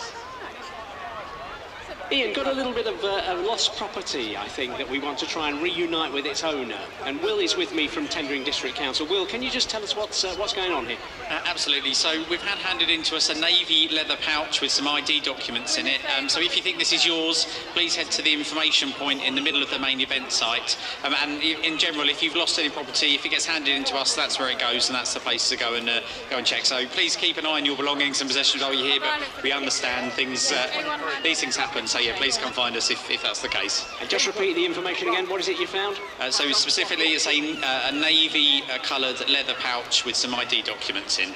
Somebody's going to be very pleased that that's been handed in, I should imagine. Ian, back to you. And Steve, I was just saying how over the 25, 30 air shows we've been here at Clacton, how they've grown. I remember in the early days, we'd have a few planes and there'd be big gaps and there wouldn't be anything like the number of aircraft we have now. And the crowds have just grown over the years and the years and the years. It really is a wonderful spectacle that we are very pleased and proud to be part of, along with Tendring District Council and TSA Consulting, the flying display team that look after all the air aircraft. So next in the skies, yeah, we've got the Lynx helicopter, the Lynx AH7. This is a helicopter that has been renovated fairly recently in Essex at North Weald. The people behind it are from Bury St Edmunds, which is just across the border in Suffolk, so again very close to us here in Essex. So a real local kind of story we've got for you with this fabulous Lynx helicopter. The first time we've seen a Lynx helicopter in the skies over Clacton, and this is a very manoeuvrable, very fast aircraft, very fast helicopter. In fact, a modified Lynx still has the helicopter speed record, so you get a taste of what we're in for in the skies over Clacton very soon. If you have your smartphone with you or some sort of device, download BBC Sounds if you haven't already got the free app. Make an account, put in your email address and a password, and then you're in with an Essex postcode. You'll get loads of local content delivered to your phone or to your whatever you're looking at sounds on. And of course you can follow every twist and turn of Clacton Airshow this year via BBC Sounds. After the Lynx helicopter, we're going to be welcoming the Fairey Swordfish, which is just a fantastic old, very old biplane. We hope to see another Spitfire. We've already had one Spitfire Mark 19. We're hoping to see another one in the skies a little bit later on this afternoon. The Firebirds will be back. We have a Mustang, a Vampire, and maybe even a pair of Strikemasters all to come. But as you look to your right now, right on cue, ladies and gentlemen, boys and girls, let's welcome the Lynx AH7 helicopter.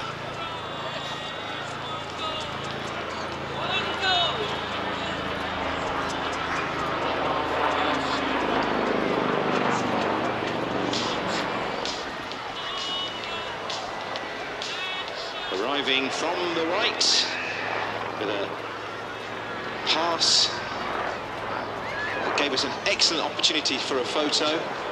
We're going to see some incredible aerobatics with this aircraft, Sam, aren't we? Absolutely. So flying for us this afternoon is Lynx pilot Clive Clark. He's spent 17 years in Army aviation as a pilot and helicopter instructor, and almost 30 years for Her Majesty's Forces. He has over 6,000 flying hours, mostly on twin-turbine helicopters. He has experience of military flying, including counter-terrorism, airborne reconnaissance, casualty evacuation, pilot instruction, assessment, examination, and he's also flown VIPs in hostile environments such as the jungle and the desert. He now works for the National Police Air Service as a national training captain and spends his hobby in the summer flying at air shows as part of Project Lynx with the Westland Lynx helicopter.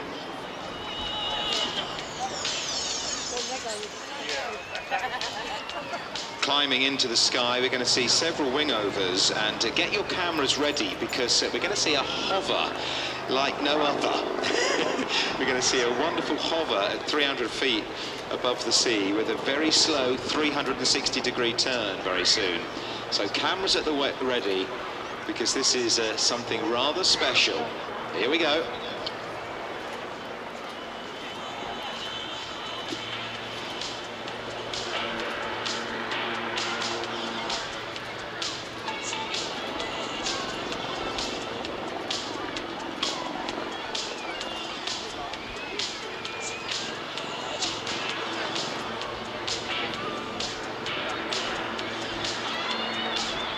Now, as the Westland Lynx helicopter hovers in front of us, the centre of the display line, he's now flying sideways, pointing his rotor tail back towards the pier and pitching around towards the Jaywick end of the beach. You can see close up here from the seafront the 42-foot main rotor diameter as he dives down. The aircraft is 50 feet long and weighs over 10,000 pounds fully loaded. The engines are two Rolls-Royce GEM 41-to-1 turbo shafts with 1,120 horsepower each. He's now flying backwards before spinning once again, so we see each side of the Lynx helicopter. And then again, turning to face the crowd up to our right at the moment, sort of flying towards the Martello Tower. Again, a nice graceful turn, backwards a little bit more, so everybody on Clacton Seafront is going to get a great view. Now, of course, Ian, we see a lot of high-energy, high-speed aerobatics, but when you see slow flying, you might be forgiven for thinking it's easy. I can tell you from experience that slow flying is incredibly difficult because that accuracy is so important. Every wrong turn or maneuver is so obvious when you're flying slowly. And doing the pirouette as you go. Bit higher now in the skies. Oh, and a wonderful dip of the nose right in front of us on the commentary point. Now, flying fairly low level for an air display today, but the service ceiling of the aircraft is 10,600 feet with a range of 322 miles. What a journey this particular Lynx has been through. Project Lynx, based in Bury St Edmunds, have made it their aim to return Lynx helicopters to the sky so they can be remembered for the roles they've played in the British military in the past. They acquired this particular helicopter in 2019, and since then it's been based at North Weald under the care of Weald Aviation Limited, before a full refurbishment to airworthy condition. The 14th of February 2022, she returned to the skies. Now, Ian, you missed that, but he was pitching the rotor tail downwards. Then he went complete 180 with the front of the aircraft pointing the other way, up and down like a seesaw. I hope that he's still got his breakfast on board.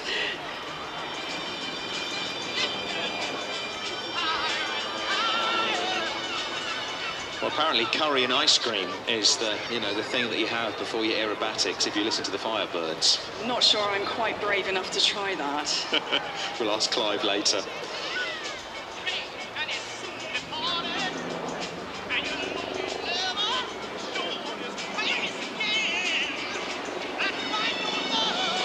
Must say well done to Graham, who is the man behind Project Lynx. He's actually purchased another Lynx since he did up this one. He's got a Mark 9 Alpha, a veteran of the Afghanistan campaign. It's in the process of being fully restored, so maybe we're going to see another one in the future. It's lovely to see the preservation of this historic rotary aircraft brought to the civilian teams and for airshow entertainment. It helps to preserve that heritage for future generations to learn about their active roles when they were deployed with the military.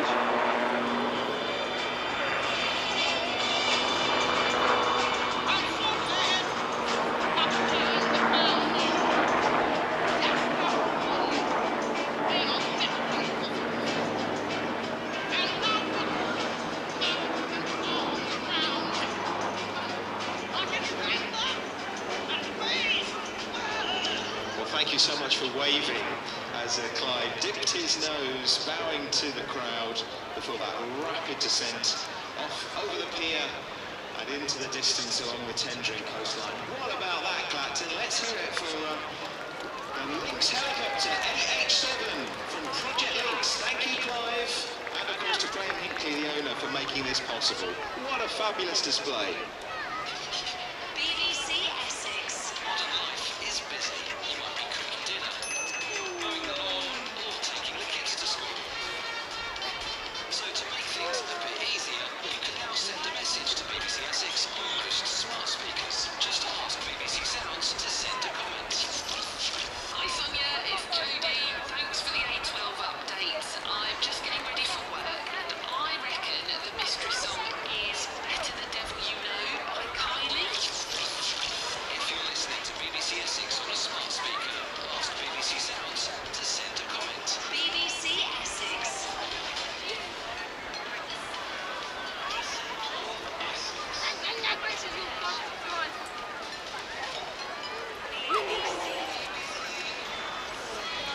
We've been getting plenty of comments to the commentary point. You can email us directly, wyatt@bbc.co.uk, here at our vantage point on Clacton Seafront, wyatt@bbc.co.uk.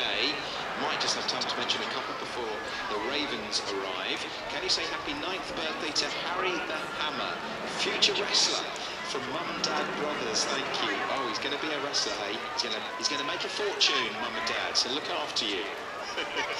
Could you please say happy birthday to Elaine? It's her birthday today. She comes to watch the air show every year with her family. Oh, thanks so much. And she's a big Coldplay fan. So next time we play Coldplay on BBC Essex, consider that for you. Elaine, happy birthday.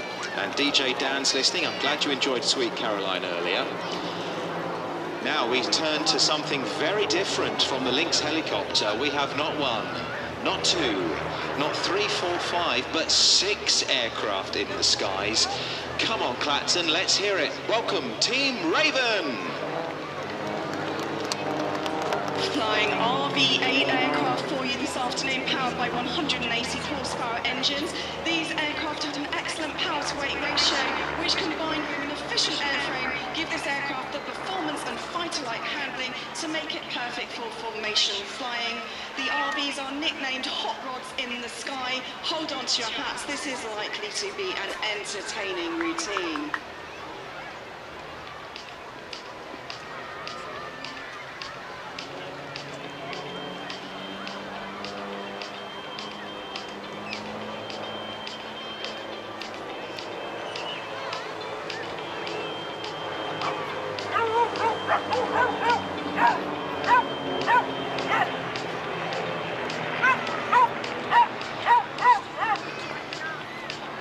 Approaching the crowd in a Vic V formation with 5 aircraft in the V and the 6th aircraft flying behind. You've got 6 very capable pilots flying for this afternoon, led by Raven 1, Simon Sid Shirley. He's been the team leader since the very beginning, and he is known as one of the best display leaders in the world. Most military national teams would crawl over broken glass to get his experience and ability, according to Raven pilot Pete Wells. He's been in the Air Force all his professional life, flying fighters such as Tornadoes and training pilots on Hawks and Tutors. Rumour has it that he's been flying fighters prior to having a driving licence, as he joined so young. In his spare time, he used to train civilians at the formation school at North Weald, where Team Raven originated. All of the civilians on the team owe Sid a huge amount, and I think it's safe to say that when Sid is leading you, you're in very good hands, because the team would follow him just about anywhere.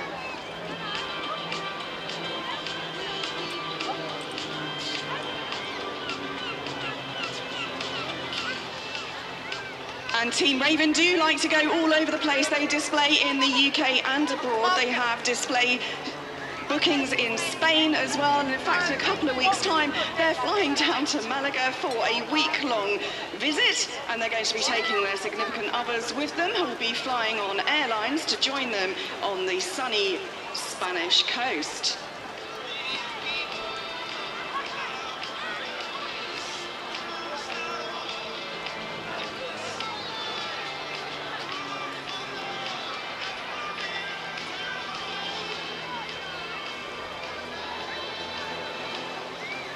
Centre of the crowd line now, we've got a duo pair of Ravens flying towards us directly in the middle of the seafront and pitching up one following the other. The smoke is trailing, flying very close formation as they roll over the top in beautiful synchronised harmony.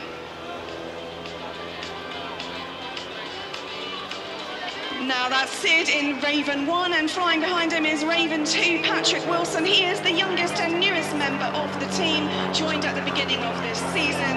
He's yet to realise how difficult it is, as he's a natural formation pilot and extremely likeable. He's also a commercial airline pilot and has maybe flown you on your holidays.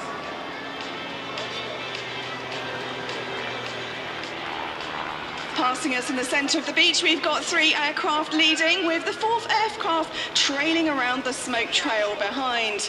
And in position 3 is Pete Wells. He's the engineer for the team. He's been flying with the team since 2022. He has over 6,000 flying hours, mostly on tail dragger aircraft, and claims to have done more than 1,000 air displays, which is one of the most air displays than any air display pilot on the circuit.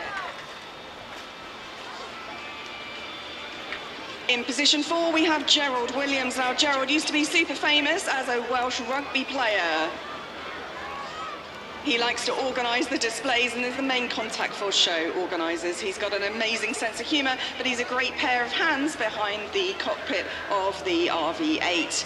Despite never being in the military, he's trained largely with military pilots and has huge amounts of discipline and skill. Yeah, good old Gerald likes to do all the organising. We all need a Gerald, don't we, to get us sorted. Raven 5, and you can see a wonderful shot as they come straight towards us now on the commentary point with their lights on and their smoke trailing. Raven 5 this year is Russ Eastwell, an ex-Sea Harrier display pilot. As he likes to tell the team every weekend, he drops it into conversation. Well, you would, wouldn't you? He also displayed some of the Royal Navy's historical aircraft, including the Sea Hawk, then went on to display Rolls-Royce Spitfire. With an impressive military career in the Navy, when people ask if they're all ex-fast jet pilots, Sid always says Russ used to fly slow jet Harriers. So still some inter-service rivalry. Well, of course there would be. Russ joined the team over 3 years ago in 2022, the same year as Pete. That was a great pass from a pair of the Ravens right in front of us. Two now heading out quite a distance apart into the skies, up over the wind farm. We still have that formation of 4 just to our left. We're keeping an eye on them as well. But 2 big loops from the 2 directly in front of us. So that's Raven 5 and Raven 6 flying in an opposition routine there. Raven 6 is Mark Sutherland, but his nickname is Bradford Pitt because, yes, he comes from Bradford. He's an ex-Tornado bomber pilot, and he's a tireless worker doing all of the admin paperwork jobs on the team that no one else likes to do. The team like to nickname him Captain Slow, not because he's a slow flyer, but he's a little bit rubbish on the clock watching and is always last to join the crew bus. He's a great team player, great sense of humour, and I think we can sense there's real camaraderie between the Ravens.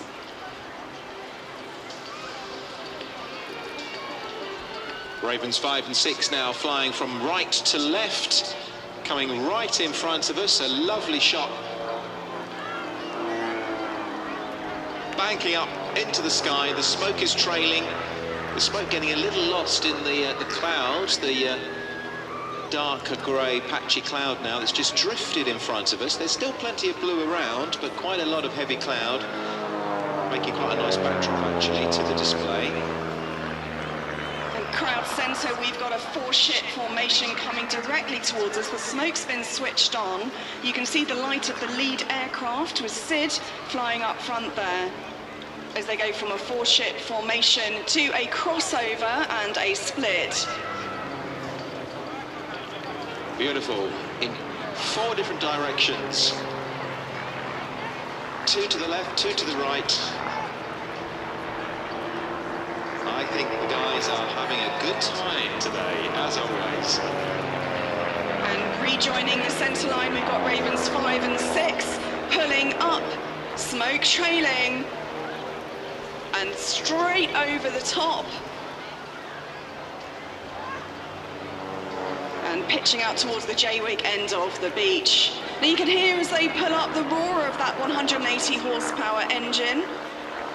It's got great capabilities, and because the aircraft has a fantastic power to weight ratio, it really is like a hot rod in the sky.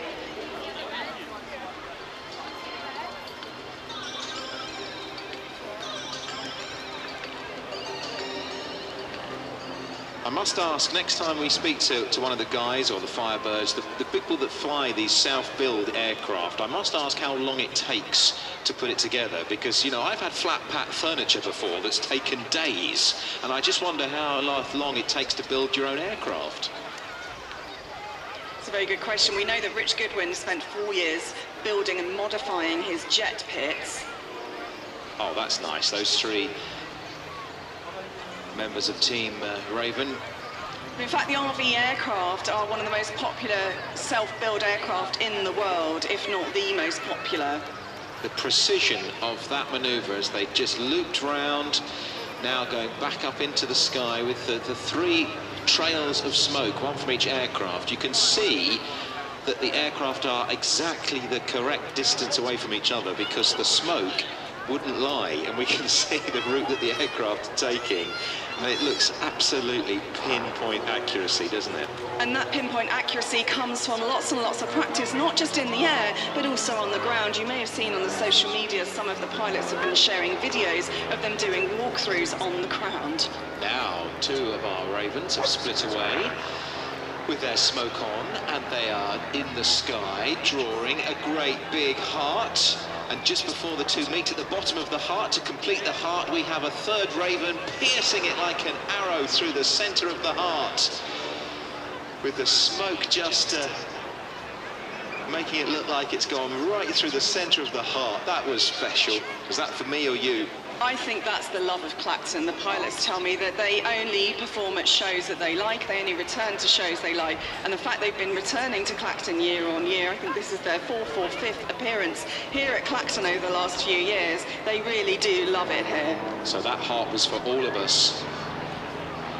And then we've got a fan break with three aircraft doing what looks like derry turns in front of the centre of the beach, looping circles in the sky with their smoke trailing.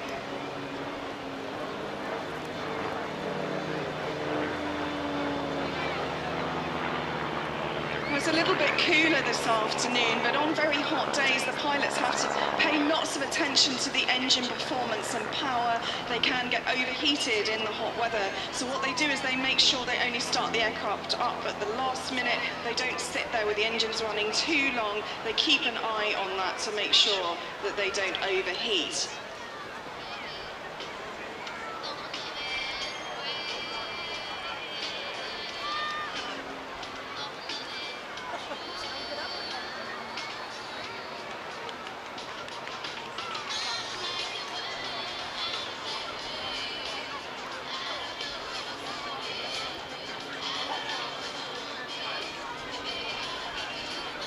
And there they go, flying away into the distance over Clacton Pier. The Team Raven making their way over to Earl's Calm.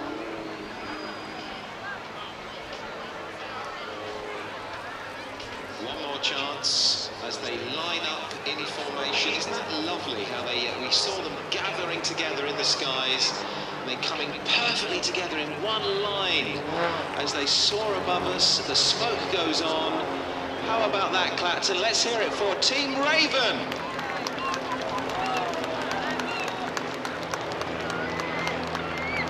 One by one, peeling away and into the distance in front of us. So fascinating to see how all six just came together in the skies to our left, turned and then flew in such close formation. Yes, that fan break is one of their new manoeuvres they introduced a few years ago. I was chatting to Sid the other evening and he was saying it's a firm favourite of theirs. It's very effective in the sky with that smoke trailing behind. And again, how interesting to watch how the six aircraft were all separate, and then within seconds, look how they've come together in a cluster, almost like a swarm of bees, you know, six together now, so tight you can barely from the distance see any distance between them. They can't bear to be apart from one another.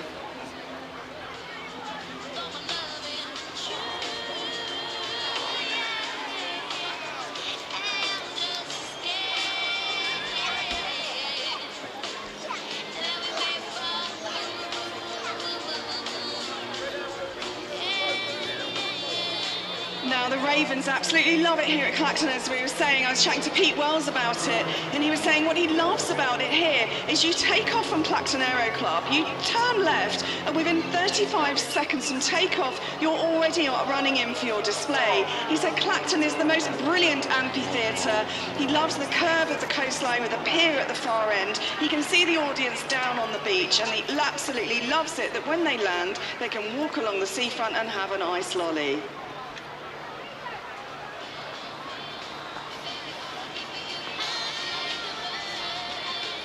I'm like a bird. We've got Team Raven performing, and the seagulls just came really close to the commentary point there, and I think you'd have picked them up on our microphones. And all six now slightly separated. They've been past us once again on the commentary point. Well, now a seagull has landed on one of the bits of kit right there. It's a big old thing, isn't he? Probably thinking, what is going on with our skies today? You know, what is all this noise? I think they're in the search for some chips as well. Yeah. Keep your chips closely guarded if you're enjoying some of the sea. Add your ice creams. So the Ravens won't get an ice cream this afternoon because they're flying back to Earl's Colne to refuel on their way home. They absolutely love it here at Clacton, and wow, wasn't that just a fantastic display, Ian? So if you're listening on 103.5 FM to BBC Essex or BBC Sounds and you're in the Earl's Colne area, keep an eye out because you're going to see quite an unusual sight as the lads head off now up the Holland Haven end of Clacton seafront. What a great display. Let's hear it for Team Raven. BBC Essex. Every Monday evening at 6, Sport Extra dives into the world of Essex sport. I think having them 20 for 5 was really good from us. Our bowlers bowled brilliantly up top, and Eva especially getting a 5 was brilliant to see. At the start of the season, did you think you could go unbeaten? I mean, we had a pretty good season last year, so we were all really, really hoping it could happen. You've got 15 seconds to go, and I bet when Keir launched that shot, I bet time just stood still for the rest of you, didn't it? Yeah, I was so happy inside. BBC Essex Sports Extra. Monday evening at 6 on BBC Essex and BBC Sounds. BBC Essex. The sound of Essex. And all the music you love. BBC Essex. It's lovely to be here live from Clacton seafront. If we haven't met before, we are your local BBC. Some recruitment. I've got 2 of my other friends from my squadron with me. Over here we've got Cadet Scotcher, and we've also got Cadet Kubo, who's fairly new to the squadron. I love it that you all use your surnames, as you would in the military anyway. That's absolutely fine. Scotcher, is it Scotcher? Yes, sir. Yeah, tell me a little bit about what you're doing and why you decided to join the cadets. So some of the main things I've been wanting to do is to get experience when I go into the RAF as an engineer, hopefully, or technician, who knows. In the Air Cadets we can do such exciting activities like flying, field craft, we can learn all about radio and stuff, which is what we're doing here. So many exciting things. Now, obviously, Cadet Jones, I want to call you George, really. Is that all right? Do you mind if I call you George? That's all right. I know you're George. Yeah. The same question to you. I mean, what is it that you get out of being an Air Cadet? Is it something you'd like to do in the future, join the forces? I think for me personally, I think I want to join the armed forces. I don't think it'd be the RAF for me, sadly. But I think I've tried Army Cadets in the past, and I think RAF is just the best one out there, especially the squadron I'm in, because we go out to the public, we do all kinds of stuff, as well as doing so many other events like on the squadron.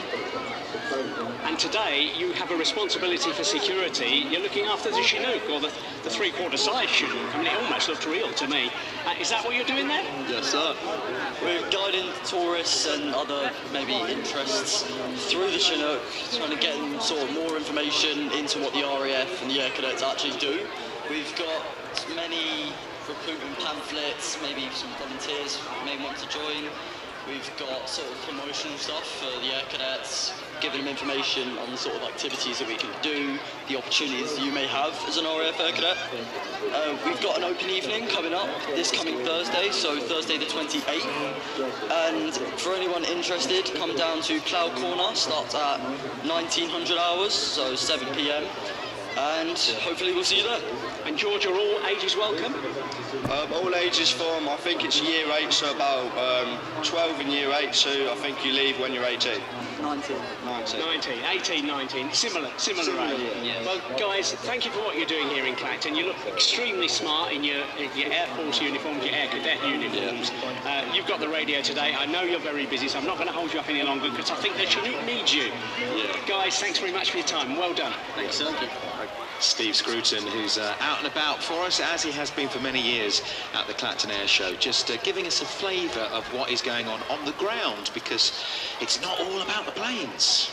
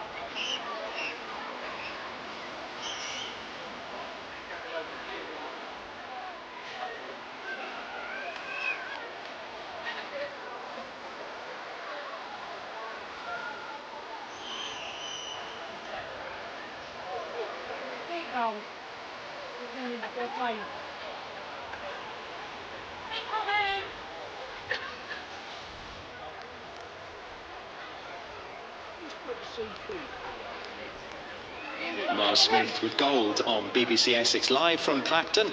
We're right on the seafront. We've got the best view in the house. Well, actually, I'm not sure if we've got quite as good a view as Steve Scruton, who's, I told you, he's making his way all round the whole site, Steve. We've got the Fairey Swordfish coming in 2 minutes, and you've got some people waiting to see it, haven't you? I have, and they're at number 46 here on the Marine Parade West, and it's actually Coral's house. Coral, you've opened your house for the air show. How many people have you got here? Oh. There must be about 20 people. I'd say 20, 25 people, yeah. Who are all these people? All our friends, they live in Clacton, and it's a highlight of the year. We have our friends around the air show every year. I'm guessing that you find it difficult to keep them away, is that right? Would that be fair to say? Prime spot, it's a brilliant event. I tell you, all the chairs are out, we're all standing in the driveway, and as I say, there must be about 15 people here. Some of them have run around the back to take care of the dog. Is that true? Yes. Now, who's this best friend you got here? This is Valerie. Hello, Valerie. Hello, how are you? I understand you're a bit of a singer, aren't you? Oh, yes, I like singing. Now, you're not going to scare all of Clacton away with your song, No, I've been in 3 choirs in Clacton, and I haven't done that yet. Well, that's brilliant. Yes. But only one of them's any good, did somebody say that? Just before you start singing a really well-known song, and feel free, Clacton and the rest of Essex, to join in, what's been your favourite act so far in the sky? Red Arrows, definitely. Absolutely. Yeah. Weren't they fantastic? They were fantastic. Yesterday and today, brilliant. Yeah. Now, a few moments ago when I arrived, I said to you, didn't I? I said, what song can we sing? And you said... Sweet Caroline. So shall we have a go? Are you all ready to have a go? Would you like to all join in on the seafront as well on the beach? Here we go. She's yeah, are you ready to go? Yes. Here we go then. Go on. 1, 2, 3. Sweet Caroline. Good times never seem so good. So good, so good, so good. I've been inclined. I think it's just you then, Coral. There's not a lot of support along the seafront for the singing, but maybe we'll have some sort of group sing-along at some point. What a lovely lot. Steve Scruton enjoying one of the parties. I mean, if you've got a house with a balcony overlooking this view that I've got, how lucky is that? Now, we're looking to our right, and we have something very historic, very special coming along now. Piloted by Andrew Davis, nicknamed Mum, chief pilot, a volunteer pilot. Andrew is flying for us today the Fairey Swordfish. Now, this is an aircraft that dates back many, many, many years. And I'd like to mention somebody who was involved with the Fairey Swordfish. His name was Squadron Leader Lionel Welsh. He flew from HMS Victorious as part of the flight that spotted the Bismarck, which we're going to talk about. One of the main roles the Swordfish had, that history of spotting the Bismarck and attacking it. He never talked about his role in the Swordfish, but after my mother died, says Heather, I found his war record and loads of photos. So let's mention Heather, who lives and works in Clacton, and her dad, the late squadron leader Lionel Welch, who was one of the pilots of this, the Fairey Swordfish, as it comes directly into us, banking up and dipping down the right wing, so we see the beautiful underbelly of this very old biplane. And we're going to tell you a little bit more about it and its illustrious past over many, many decades. W5856 is the oldest surviving airworthy Fairey Swordfish in the world. She first flew on Trafalgar Day on the 21st of October 1941 and was a Blackfish, built by Blackburn Aircraft at Sherburn in Elmet and delivered to 82 Squadron on the 20th of October 1941 for overseas transport to Gibraltar. She served with the Royal Navy's Mediterranean Fleet for a year. Little is known about her service in the Mediterranean, but it's likely she was based on the North Front in Gibraltar, carrying out patrols over the Straits. She was then returned to Fairey Stockport factory for refurbishment during the winter of 1942 to 43.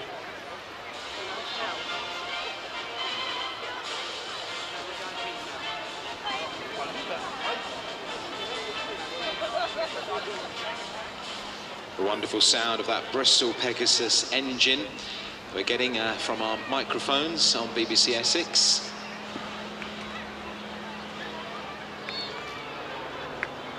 Passing this time, again showing us the underbelly from right to left. Very distinctive markings, which we will tell you about as well. And hi to Jonathan Hearn, who came all the way from Australia last year to see this plane. He came to see us at the Clacton Airshow. He's listening at home, down under.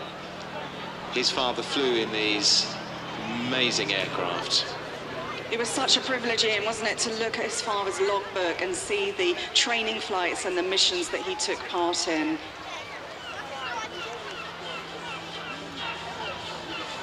Now, this aircraft was used for advanced flying training. She was transferred to the Royal Canadian Navy in 1944, again for more training roles until the end of the war. She was disposed of and passed through several hands on civilian operators, one being a farmer who thought that her plans were to turn her into a crop sprayer, but she was quickly purchased by Sir William Roberts, who brought her over to Scotland to join his Strathallan collection, and then she arrived in crates in August 1977, but in a badly corroded condition. Then in 1990, the aircraft was bought by British Aerospace and completely restored to flying condition.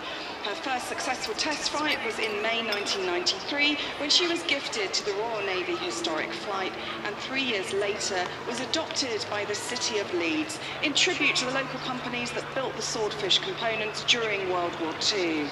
She now wears the city's coat of arms and the name on her port side just forward of the pilot's cockpit.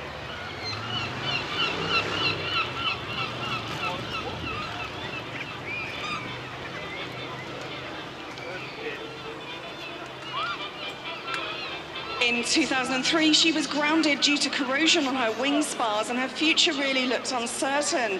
But with the great generosity of BAE Systems, they stepped in and constructed a brand new set of wings, which were delivered in 2012. She was then finally restored to full flying condition and saved for the nation by a huge grant from the Peter Harrison Heritage Foundation. The aircraft rejoined the display circuit 10 years ago in 2015, and she carries a new paint scheme which depicts the Swordfish of 820 Naval Air Squadron during the attack of the Bismarck in 1941.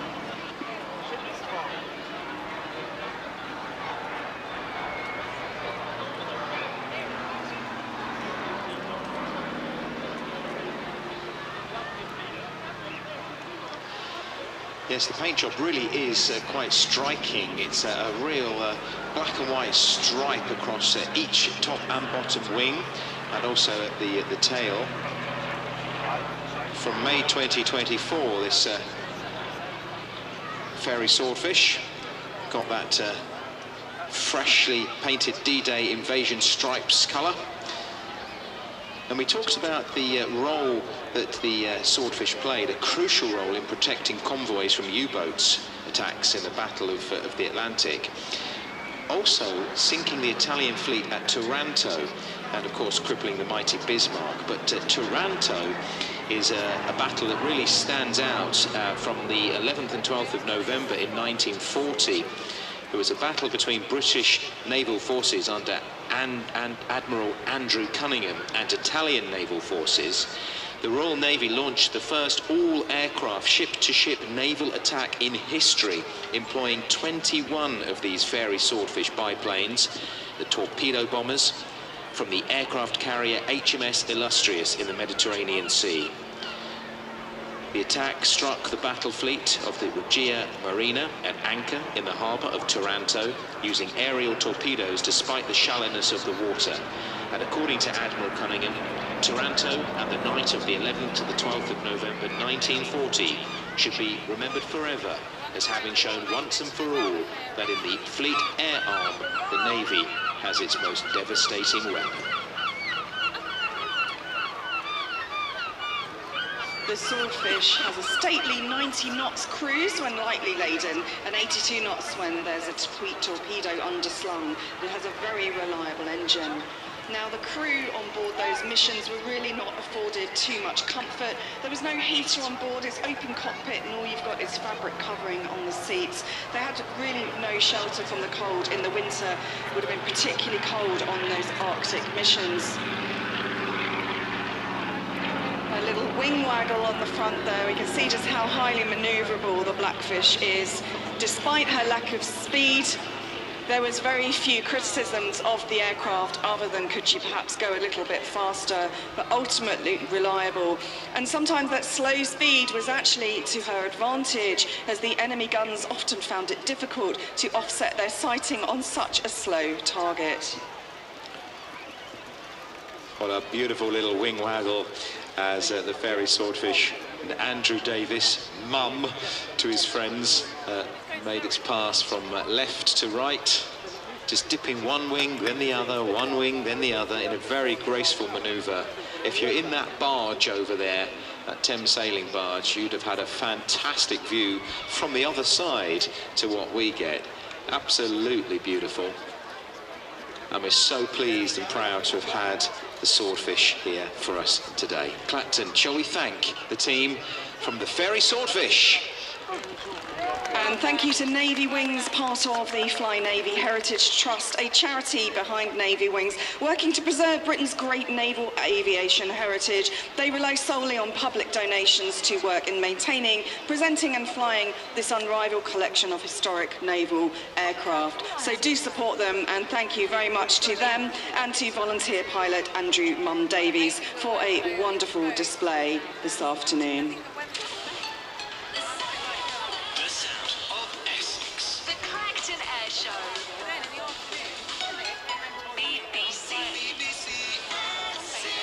Live on the commentary point with a special guest who's just joined us. Ian Davidson is the Chief Executive of Tendring District Council. Of course, it's the council that staged the air show this year. Welcome to BBC Essex, Ian. Thank you. It's a pleasure to be here and see so many people enjoying themselves today. Now, a little birdie told me that you are the longest continuously serving chief exec of any local authority in the country. Is that right? So I believe, yes. Well, you've obviously done something wrong or something right, I don't know. I'll leave for others to judge. What do you make of day one so far? I mean, you're the boss of the council that staged this. How are you feeling? Just over the moon to see so many people coming to Clacton, enjoying themselves, seeing such fantastic sights, and obviously seeing the red arrows here. It's an absolute pleasure. I don't know about you, but seeing those and seeing the Spitfire and the Hurricane, it puts the hairs on the back of my neck up. I liken it to thinking about 2012. Across the United Kingdom, there was a real feel-good factor. And I think the equivalent for us is our air show, and it is our feel-good factor for tendering. It's a lot of work, though, to put into this. Why does the council want to do it each year? It's a phenomenal round of work, and we actually are very lucky. We've got a fantastic team who actually have made it very slick because they've done it for so many years now. But the reason we do it is because we want to put on for our residents and for our businesses a fantastic display, and also draw people in, spending money, making our businesses successful, and actually seeing people enjoy themselves. So a happy boss at the moment? Very happy, smiling, and I'm smiling because I'm seeing so many smiling faces here today. Ian Davidson, Chief Executive of Tendring District Council, thank you for that. And as you'll have heard in the background, as we were chatting to Ian, we have our second Spitfire of the day. Mark Disco Discum at the controls of this Mark 19 Photo Reconnaissance Spitfire from the Rolls-Royce Historic Air Fleet.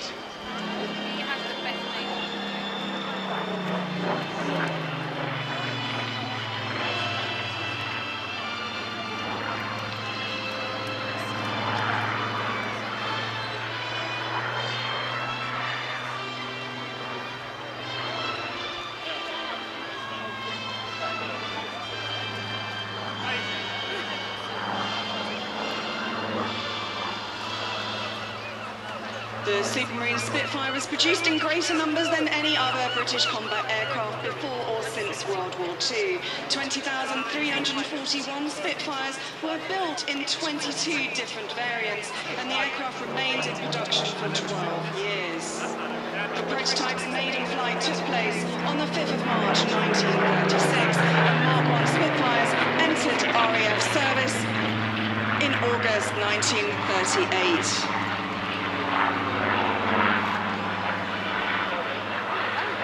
The development potential of the original design allowed the Spitfire to establish and maintain air superiority of the vital defence of Britain, and to keep pace with the improvements in performance of enemy fighters throughout World War II.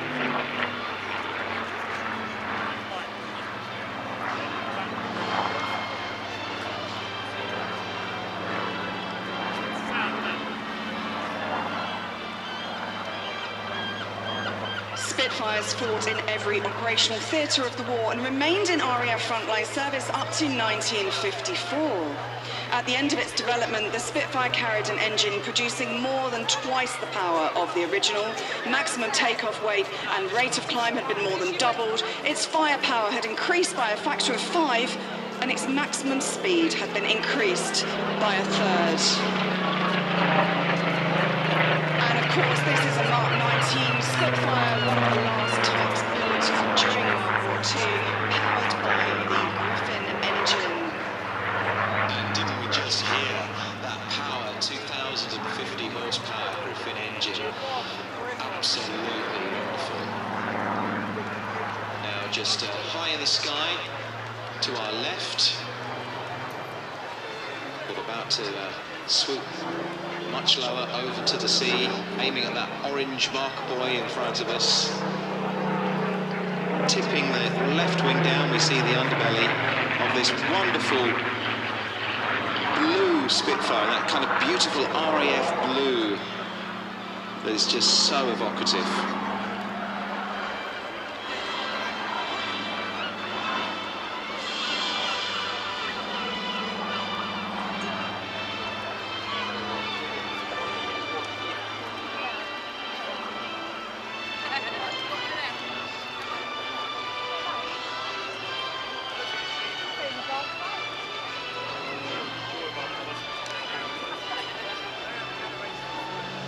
The first Supermarine Spitfire PR Mark 19 was completed in October 1944, powered by a Rolls-Royce Griffin 66. A direct descendant of both the buzzard engine and the R-type racing power plant, it included its design roots as a type blower for cabin pressurization. The engine is a 2,050 horsepower liquid-cooled V12 with 2-speed, 2-stage supercharger.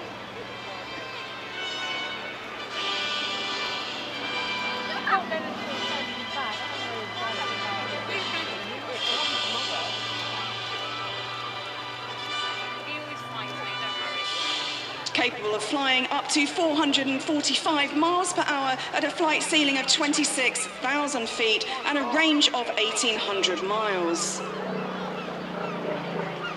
Now, this particular aircraft was used to train Lightning pilots to fight Mustangs, has spent time over the years with the Battle of Britain Memorial Flight, and it also features in the 1969 film Battle of Britain, where it was painted with the temporary markings to represent different squadrons during the filming. It's now back in the RAF blue, as I mentioned, representing its time as a photographic reconnaissance aircraft. The Rolls-Royce Heritage Flight acquired her in 1995, one of the final 3 Spitfires to be retired from the RAF. And they absolutely bring to displays like this around the UK during the summer season.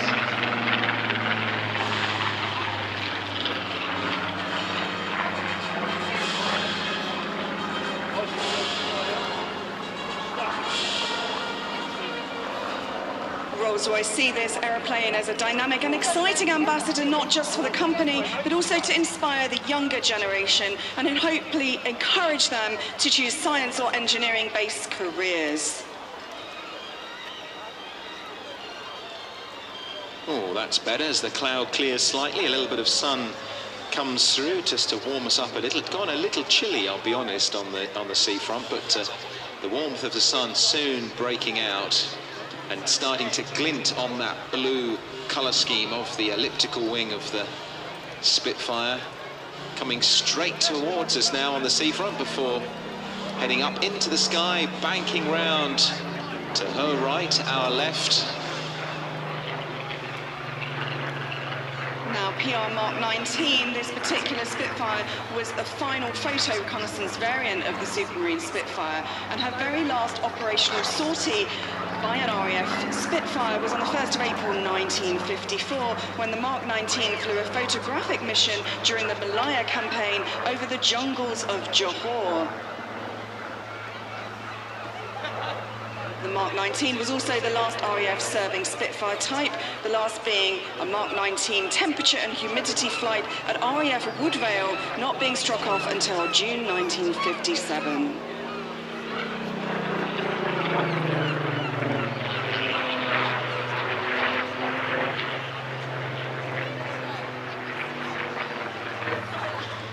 She bears her original wartime colour scheme of PRU blue, an original RAF serial of PS853, although it's also known by its national registration of GRRGN.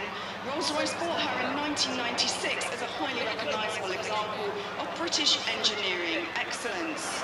She remains as popular today as she was just after the war, and represents the pinnacle of Spitfire development, with the highest service ceiling, the longest endurance and the highest speed of all Spitfire marks.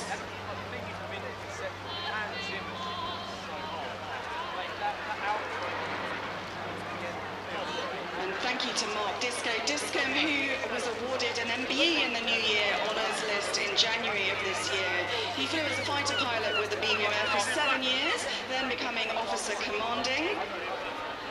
He then progressed on to become, he handed over, to Squadron Leader Mark Sugden in October 2021, where he joined 29 Squadron, the Typhoon Operational Conversion Unit at RAF Coningsby. He flies the Rolls-Royce Spitfire Mark 19 during displays. Many congratulations to Disco on this richly deserved honour in commemoration of his 7 years of service to the Battle of Britain Memorial Flight. And as we hear that iconic song, The Lights Go On Again, a timely chance to remember VJ Day that was marked just last week, the anniversary, 80 years of VJ Day, which officially brought World War II to, thankfully, conclusion.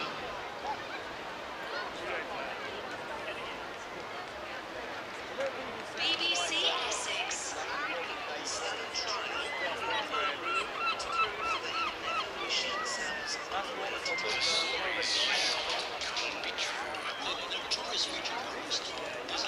Some skinny chaps just popped their head past. Right on top of the German defences in Essex. There's going to be a high cruise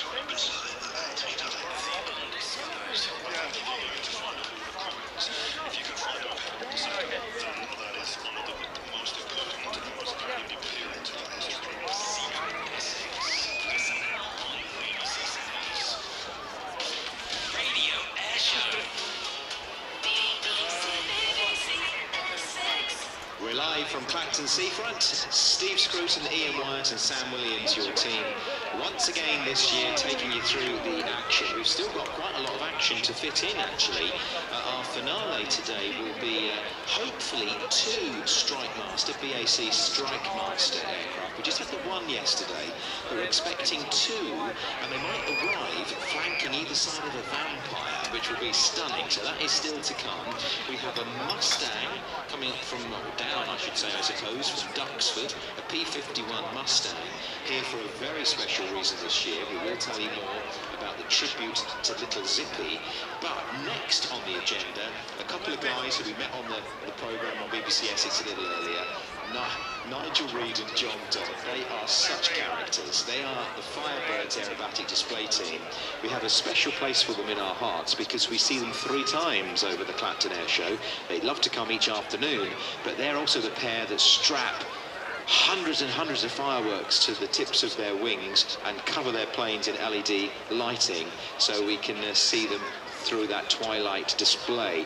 So that's coming up just in about a minute or two's time. If you want to get a message to us here at the commentary point, you can use my email address. That's probably the easiest. I mean, there's loads of ways to contact BBC Essex, including by using most smart speakers, as we've been telling you about. But just for ease, as we're out and about today, wyatt@bbc.co.uk on the email is probably the best bet.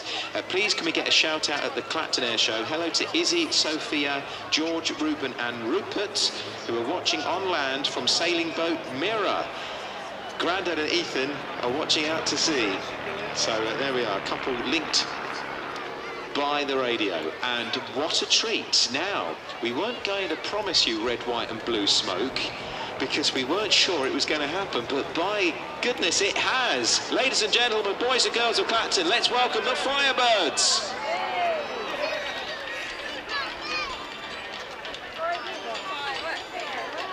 Red smoke from the tips of one wing, blue smoke from the other and white from the rear of the aircraft. Both of them trailing red, white and blue as they fly from right to left now.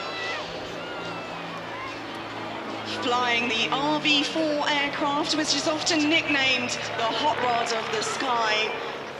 The RV aircraft are perhaps the most popular self-built aircraft in the world. Originally designed in America, these have been highly modified for aerobatic routines.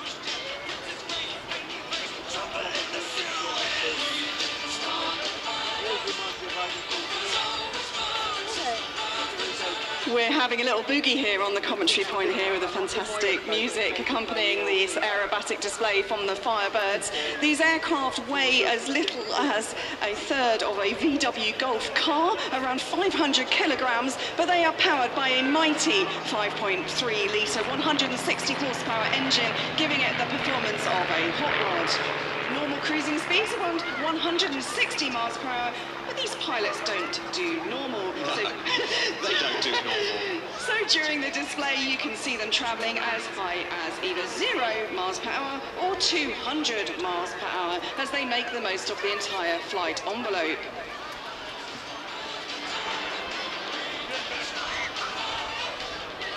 Wow, close formation from Nigel and John as they now fly from left to right, banking up into the sky, splitting off, fanning out, and heading in either direction.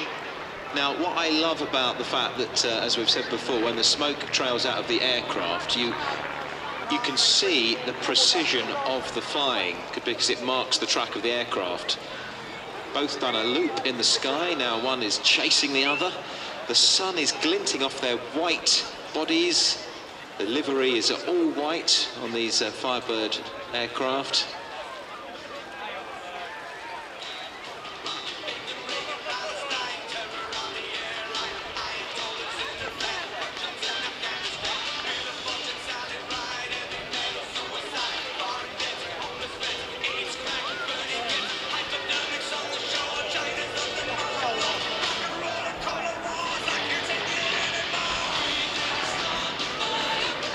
A lovely little wing over to the left there as they fly in absolute close formation aerobatics. The pilots are highly practiced and trained at aerobatic flying. They practice their routine not just in the air but also walking it through on the ground. And in fact yesterday they told me about the routine using spoons at the breakfast table. You should have videoed that. That would have been something to see, I think. Now, one of the things the pilots also do before breakfast is they go running, because peak physical fitness is super important for display pilots. During the routine, they will be pulling up to 6G. The human body is really only designed to sustain 1G at any time. Pulling 6G is the equivalent of a cow sitting on your chest. The lights on the tips of each wing piercing through the clouds at that point as they head one to the left, one to the right, up into the sky now. Now they're performing what you call opposition maneuvers now. We've got one aircraft far apart from the other, but they are still in absolute synchronization. So a derry turn and then flying towards one another on the straight and level, directly in front of the crowd line as they pull up with the smoke trailing into a heart. They did a heart from the bottom up rather than the top down. Very nice. They like to keep us on our toes. Now, of course, when the pilots reach the top of the heart and they just tip over the top, that's when they start to pull negative G, and they will pull up to -3 negative G while performing this routine. Now, I can tell you that G-force in the negative is extremely uncomfortable, and that's where the peak physical fitness really comes into play. The pilots will be grunting and clenching their muscles as they perform the routine. Clenching and grunting, I can imagine them now as the two now flying, almost looks like they're going to cross over right in front of us. One was coming from the left, one was coming from the right. They did that wonderful close pass. And I love it, Ian, as they pull up to the vertical and then they twirl as they go. Very graceful.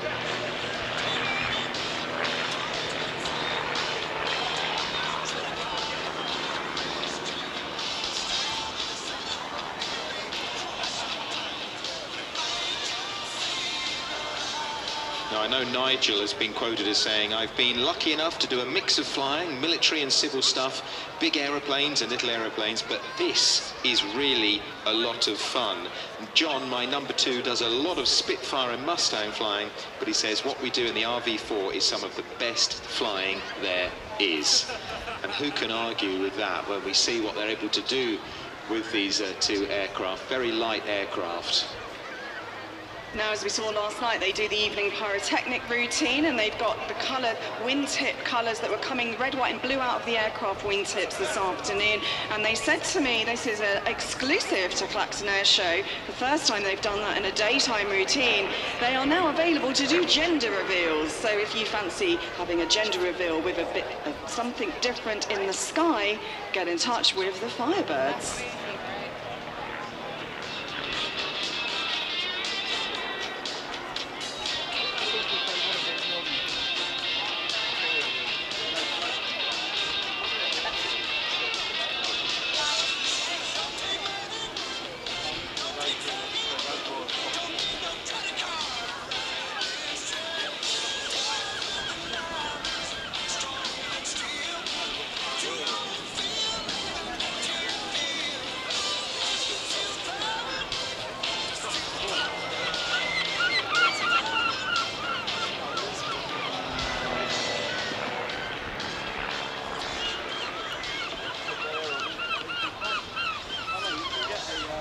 Pilot number 2 is John Doddy, who grew up in Scotland. In his schoolboy years, he was into model aircraft and he joined the Air Training Corps. He went on to Dundee University and studied electrical engineering before learning to fly in Cessna 152s at Dundee Flying Club. He then went on for a career as a research scientist with the Ministry of Defence Royal Aircraft Establishment at Farnborough. He then took on to flying chipmunks, tiger moths and tipsy nippers, and then had the opportunity to fly the RAF's Douglas DC-3.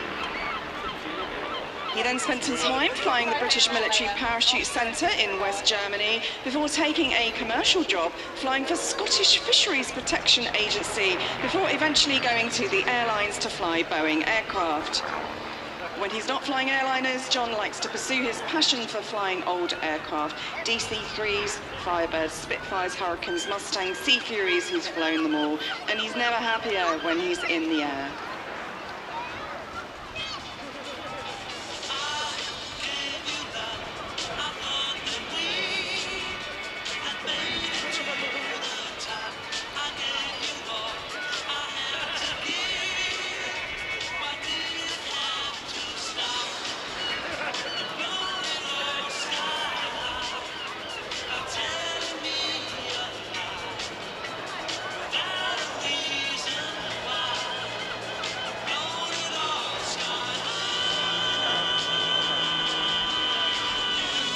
Crowd centre pitching up, the smoke is going on and they're flying in opposite directions. Are they going to give us another heart? Oh, that's a big heart. You can see how the breeze has picked up because the smoke marking out that heart is moving quite quickly now towards Clacton Pier. Thank you so much for the heart. Thank you for the love. I think Clacton, that was for all of us from John and Nigel. Let's hear it for the Firebirds. Thank you to Nigel Reed, John Doddy Dodd and Tom Everett, their ground crew for the Firebirds display.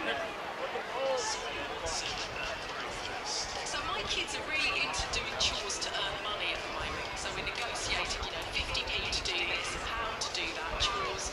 It keeps them occupied. It keeps my house tidy. But anything for a tidy house and a quiet life. In conclusion, if we're going to get £1,400 toilet brush,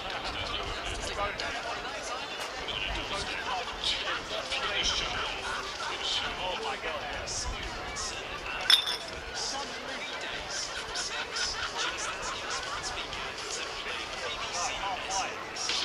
Radio Airshow.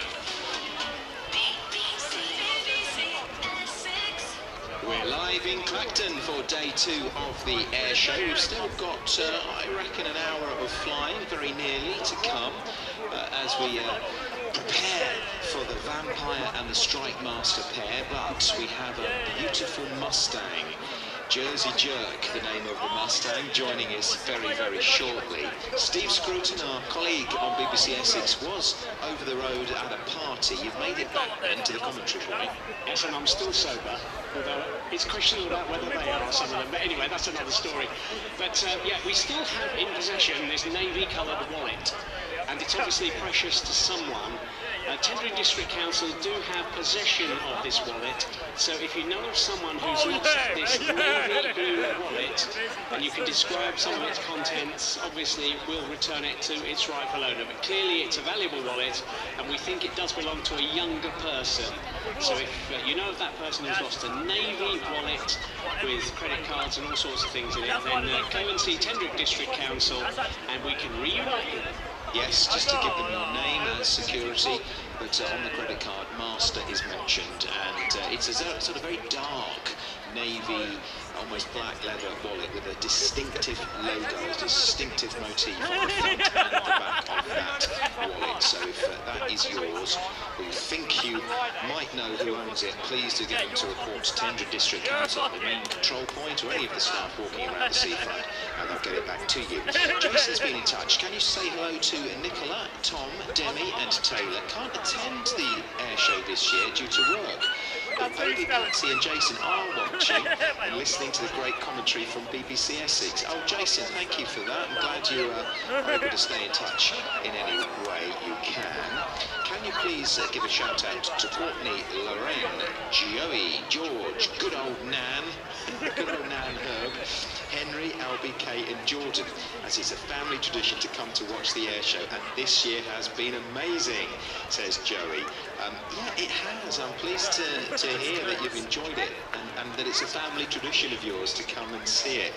Chris says, please can you do a shout out to Julie, Tony and the gang who go to both days of Clacton Airshow every year and absolutely love it. Thank you, I'm glad you do. If you do want to mention, we are running out of time, but there might be time for a few more. My email address is wyatt@bbc.co.uk. Can we say hi to Tony and Sammy sitting on the balcony enjoying the air show? Love from next door. So even the neighbours are using BBC Essex to get a message to each other, which I absolutely love. Thank you very much indeed. Ian, no Sabre F6. Can you explain why it hasn't flown? And can you shout out to my friend Reggie Squire? He's currently working hard at the Martello Lounge and deserves a shout out. Yeah, we had the Flying Display Director Dave Walton on the commentary point with us on air a little earlier at the start of our broadcast at midday. And Dave was telling us that the plane was brought over from France, where it lives, to the UK, ready for the display. And I have to tell you, the pilot was so looking forward to being with us with his Sabre in Clacton. But it's down to a little technical issue, I'm afraid. They couldn't get the aircraft started, and that problem was yesterday and it continued today. So a technical problem meant that they just could not get it in the skies, and the pilot was absolutely gutted because he was so looking forward to it, and he's already saying, please can he come back next year instead. These things happen, Sam, you know, with the old aircraft in particular. Sadly, sometimes they go out of service, and getting the parts on the right place in time is not always easy.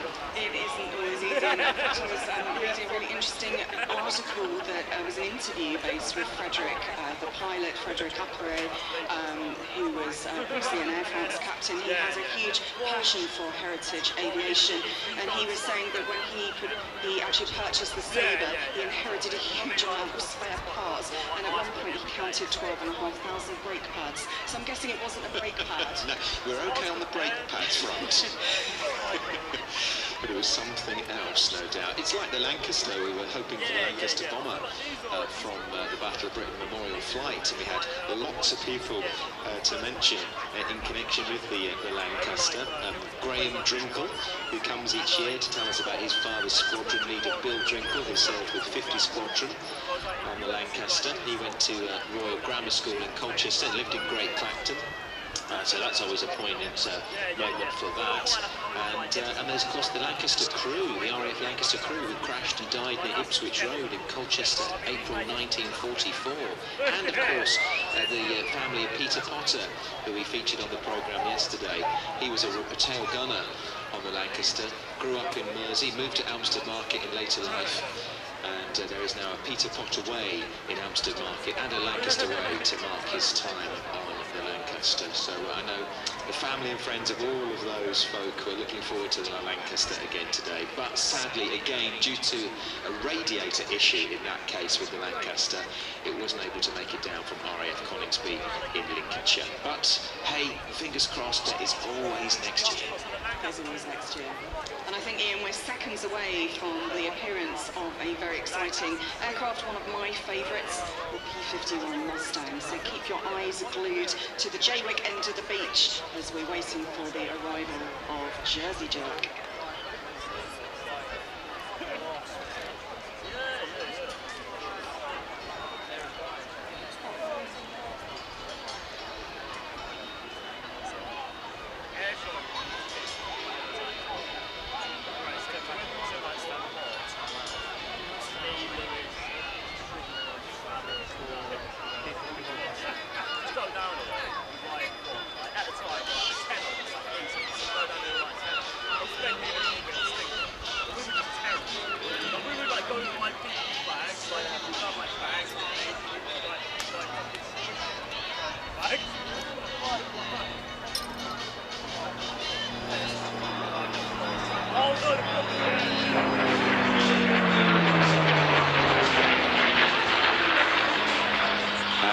as we listen to the Beach Boys from the beach here in Clacton, arriving from over the pier and soaring up towards Jaywick. The Mustang has arrived.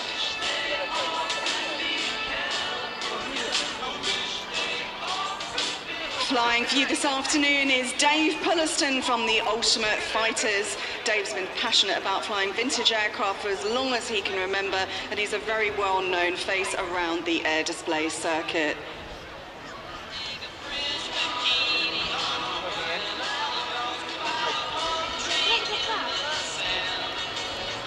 And after that low, fast pass from left to right, we get a slower pass with the right wing down. A wonderful view of the underbelly of this P51 Mustang known as Jersey Jerk. A wonderful sound of that Packard Merlin engine as it soars into the sky over the end of Clacton Pier.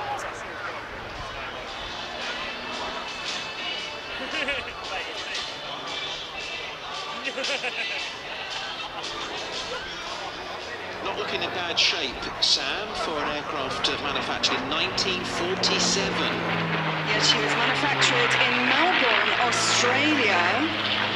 Now, of course, most of the Mustangs are actually produced for the US Air Force, of course, but a lot of them were produced in California, but this one was built in Australia. And the reason I think she's in such good condition is she spent many years of her life, many decades, actually sat in storage.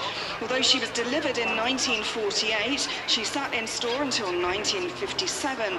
Decades later, she reappeared as a restoration project via Fort Lauderdale in Florida, shipped back to Australia to Queensland in May 1995. It was then in her first flight after a restoration in 2002, where she was configured with dual controls for the passenger seat. And then 2 decades later, she was eventually sold in 2020 and acquired by Ultimate Warbirds, who now own her and operate out of Sywell in Northamptonshire. They repainted her in the stunning colours of the P51D Mustang Jersey Jerk, a personal mount of Major Donald Strait of the 361st Fighter Squadron, 356th Fighter Group. On the 5th of May 2024, she took her maiden flight as a rebuilt, restored aircraft.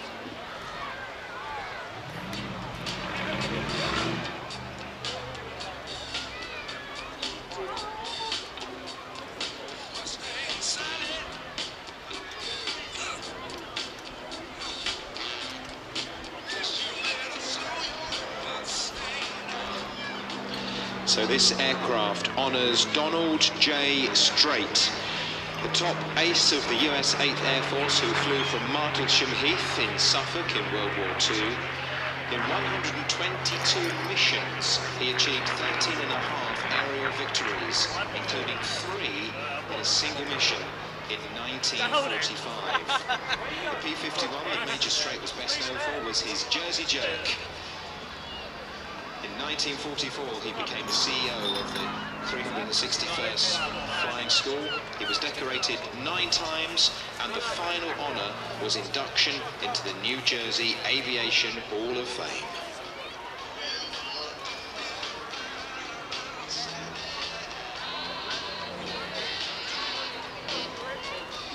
Now, yesterday evening, we were honoured with an appearance of another Mustang, the Moonbeam McSquire, the P51D. And talking to the pilot, Alistair Stegg-Williams, I asked him, why is it so special to fly a Mustang? What do you love about it? And he said, well, put it this way, if I had a choice, I would have flown a Mustang as a fighter aircraft and flown a Spitfire for leisure. He said it's an absolute honour and a privilege to fly such a wonderful and capable aircraft. The P51 Mustang was the most versatile aircraft, capable of escorting bombers on their long-range missions, engaging in dogfights and dropping down to destroy the German targets on the ground. She's an American long-range single-seat fighter and fighter bomber. She's also been used not just for World War II, but the Korean War and other conflicts.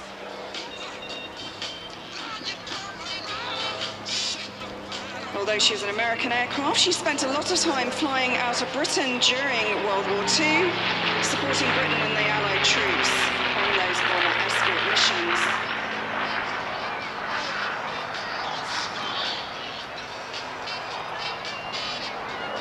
her full potential was developed when the USA realised that the aircraft had really been ignored for far too long, and they forged the American airframe, but with the British Rolls-Royce Merlin engine, which would be unmatched by any other piston aircraft of World War II. Now, this year's Mustang display carries a poignant local connection due to the 80th anniversary of the loss of a P-51D off the coast of Clacton during the Second World War. Yes, not far from where we stand today in Clacton on January the 13th, 1945. A Mustang known as Little Zippy ditched into the North Sea, tragically claiming the life of Flying Officer Raymond E. King.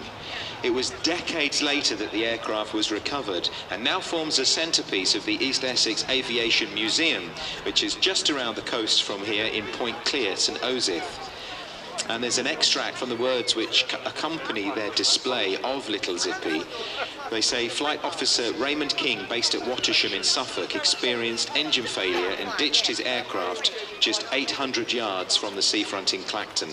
Although rescued by the crew of the Clacton lifeboat, he never survived his ordeal in the bitterly cold sea and tragically died from hypothermia.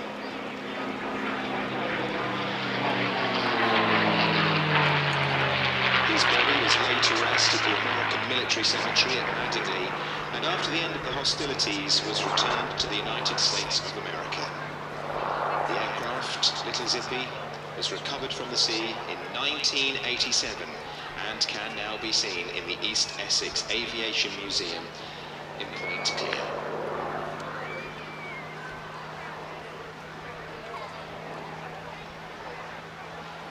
Now, we can hear from a man called Albert Scott who remembers seeing that tragic incident 80 years ago.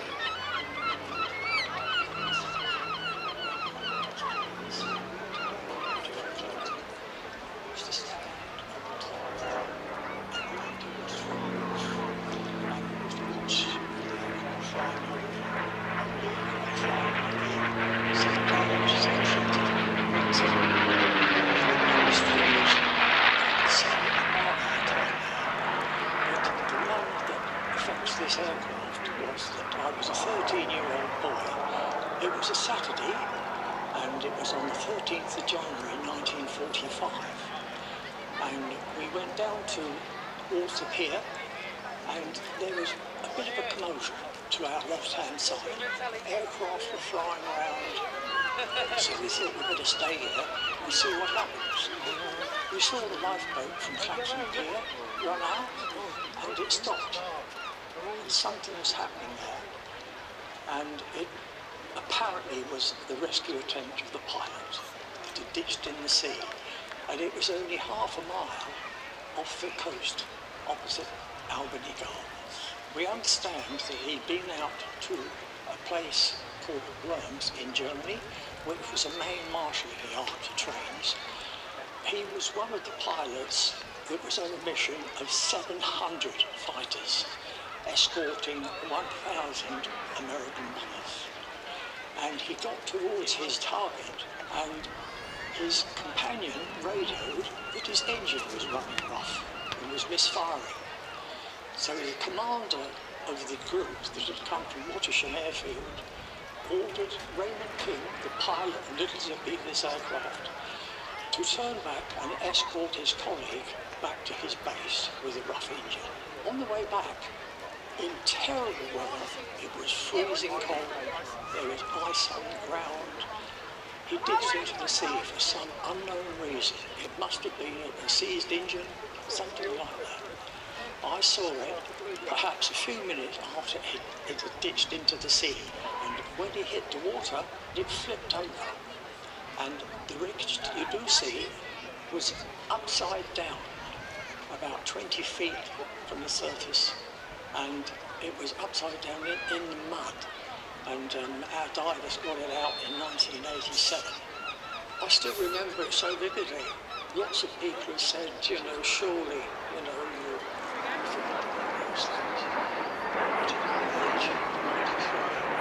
this was 18 years ago. Albert Scott with memories of 1945, and what a poignant display, Sam, that was.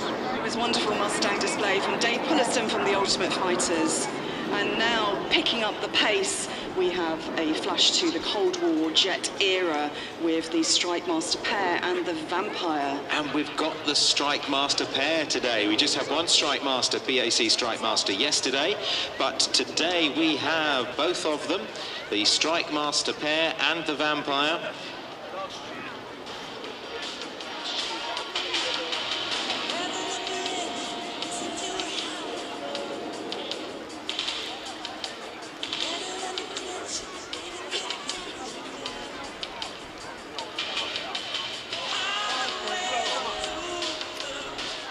Flying the FB-52 Vampire this afternoon, Kenneth R. Wiesler from the Norwegian Historic Squadron.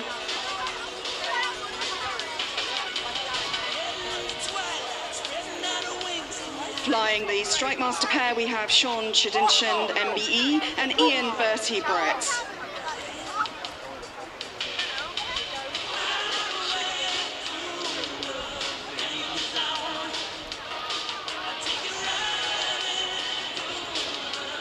The Norwegian Air Force Historical Squadron is a passion project of Ken R. Wiesler. He brought this project about to preserve the ex-military historical aircraft in airworthy condition and deliver these unique historic aircraft to the public at air shows all around Europe.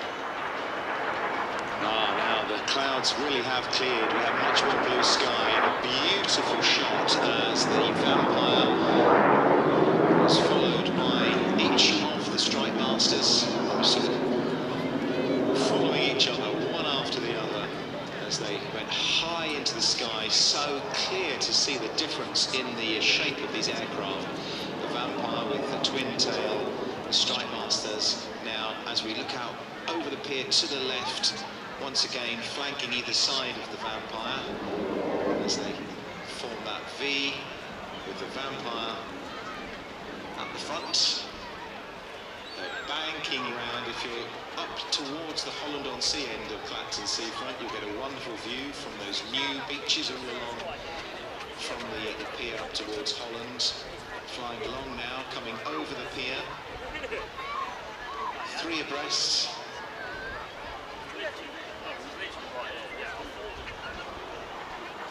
A wonderful sight and a great opportunity for your camera as the smoke goes on. Ladies and gentlemen, the Vampire and the Strikemaster pair.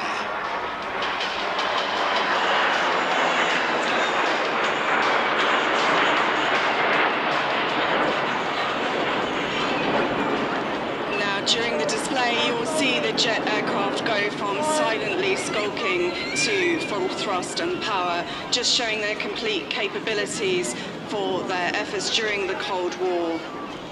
The de Havilland Vampire was evolved from the DH-100 Vampire as a British jet fighter commissioned by the Royal Air Force during the Second World War. She followed the Gloucester Meteor as the second jet fighter to enter service with the RAF, but she arrived too late to see combat during World War II.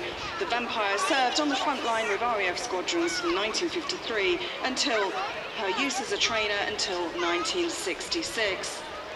The Strikemaster is the BAC 167 Strikemaster, a British jet-powered training and light attack aircraft. She was a development of the Hunting Jet Provost trainer, itself a jet engine version of the Percival Provost, which originally flew in 1950 with a radial piston engine.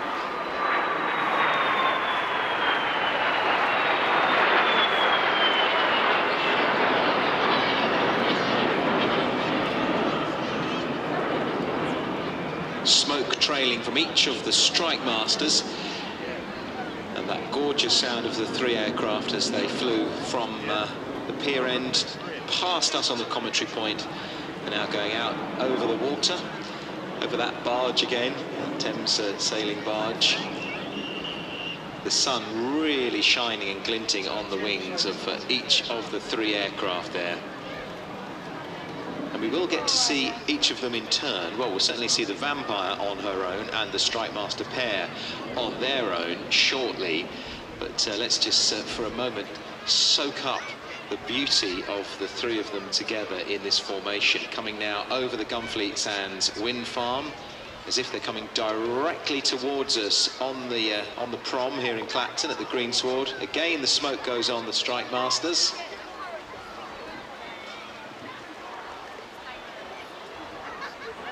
They peel off one by one, leaving the Vampire on her own temporarily, banking higher than the Strikemasters, banking to the right over the pier. As I say, each Strikemaster, one going left, one going right.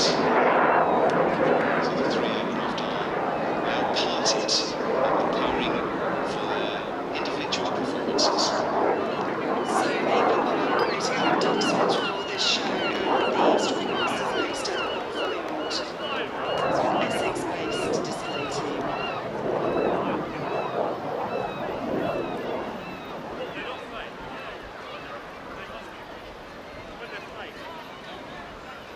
Ken R. Wiesler is the brainchild behind the Norwegian Air Force Historical Squadron, and we're in capable hands with Kenneth. He's been flying since he was 15 years old, and he's accumulated over 15,000 hours of flying in his career. First up in the military from the 80s, and then onto the airlines, flying for Scandinavian Airlines and Boeing aircraft.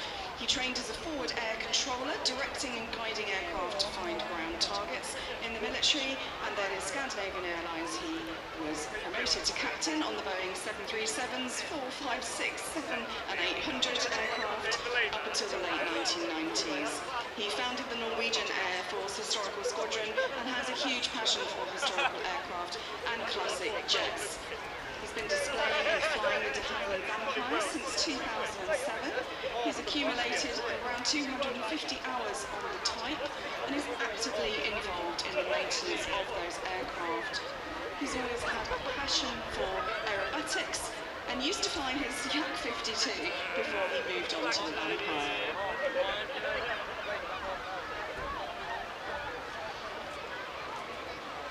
The Strikemaster pilots today are Sean Chitton, MBE, who joined the RAF from school in the late 80s. He gained his wings on the Hawk and qualified as an instructor on the Jet Provost. He then was selected to join the Red Arrows and the final year as leader of the Synchro pair. He later also went on to the airlines, flying Boeings and Airbus aircraft. So the Strikemasters are back with us. In close formation, flying nicely along the seafront, banking up over to sea and past the pier. To our left as we look out to sea. We've also got Ian Bertie Brett, haven't we, who has flown the Strikemaster for 4 or 5 years. Second year displaying, 13 years as a display pilot, and a Tornado GR4 pilot, then an instructor with RAF Marham. Whilst in the RAF in 2014, RAF tutor manager, display manager, got Bertie the Bug for the airshow world, and around the time he started flying the Hawker Hunter mid-air squadron. Once you get the bug, you've got the bug, haven't you? And Bertie's a familiar face here at Clacton because he used to fly with Team Raven. He was flying at Clacton with the Ravens before joining the Strikemaster team. He said the Strikemaster is a lot of fun to fly. It's very simple and straightforward with very basic classic instrumentation with big round dials versus the advanced TV screens that he sees on the airline aircraft he flies like the Boeing. He said it's fast, it's nice, it's a graceful aircraft with aerobatic manoeuvres. And of course he loves displaying here at Clacton. He says it's a shame not to be able to land here in a jet as he did when he was on Team Raven, but it's always nice to be on the ground and see the public. He said it's a great show, the sun is always shining at Clacton, and he just enjoys flying on the East Coast, which he said as a pilot gives him a different perspective, and for you as a crowd, the photographs look slightly different as the sun is in a different position. It's not called the Sunshine Coast for nothing, you know, here in Tendring. And we've got plenty of it at the moment as the two, beautifully sail up into the sky, turning to show us each side of the aircraft, up and down, top and bottom. Now, this Strikemaster has an engine that produces 3,500 pounds of thrust, a pure turbojet, which creates a noticeable noise impact, as we just heard there. This display, it performance as a straight-wing aircraft. You'll see slow manoeuvres closely followed by large vertical manoeuvres. And during the display, the pilots will sustain up to 4G. Yes, we're getting a turbojet masterclass in manoeuvrability here at Clacton. It's funny, isn't it? It's difficult to sometimes imagine how large the aircraft is when it's in the skies above us. We're looking at a length here of 33 feet, 8.5 inches, so just over 10 metres. The wingspan is 36 feet, 10 inches, 11.2 metres, just to give you a little bit of an idea of the size of the aircraft that we're looking at the moment. Maximum speed of 481 miles per hour, up to 18,000 feet. And a top speed of 518 miles per hour. That's the never exceed speed limit. Wow, that'd get you places quickly, wouldn't it? I wonder how long it takes them from North Weald to come here. About 3 minutes at that speed. Now, Bertie has been doing some instructional flying at North Weald, and he enjoys flying over the Essex landscape. It's beautiful to fly over. He's been teaching and examining everything from ab initio first-time pilots and Cessna Pipers up to jet training. I don't know if it's Bertie's. I saw on a local Facebook group in Havilland, which isn't that many miles away from Clacton. Chatter the other week about an aircraft that goes over at about 1 o'clock every day, and someone said, it might not be true, but someone said on the Facebook group, that's a Strikemaster. And then someone else said, yeah, it's on its way to North Weald every day. So I don't know where Bertie lives, if he's coming home for lunch or something. But we often see the Strikemaster over the Essex countryside. It gets discussed on various community Facebook groups. They're coming either direction now. Oh, and a wonderfully close pass. They just tilted their wings and crossed in front of us here on the beach before soaring out over the wind farm to once again cross over in front of us. Again, both smoke is trailing. During the routine, the high speeds will reach up to 400 knots. Lots of crossover passes.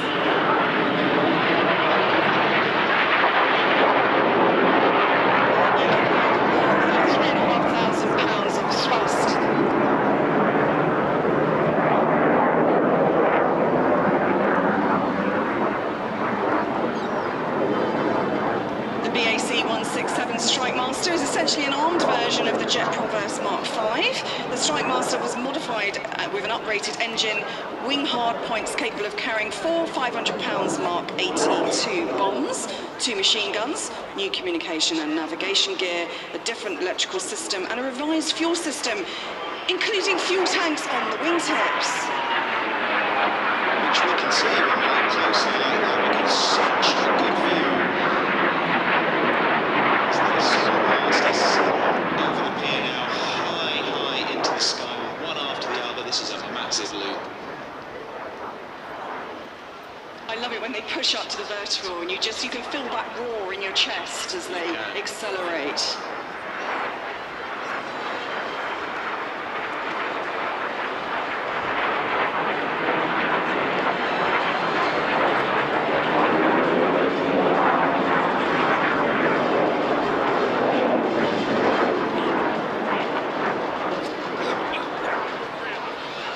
The Strikemaster was built by the British Aircraft Corporation at Warton in Lancashire. She was actually never operated by the RAF, but used extensively by air forces as diverse as Ecuador, Oman and New Zealand. Now, one of these aircraft is an ex-Oman Air Force aircraft, operated successfully as a light ground attack role for notable historical events, including the Dhofar War and the famous Battle of Mirbat in 1972. The Strikemaster played a crucial role in that battle and proved to be an extremely capable aircraft.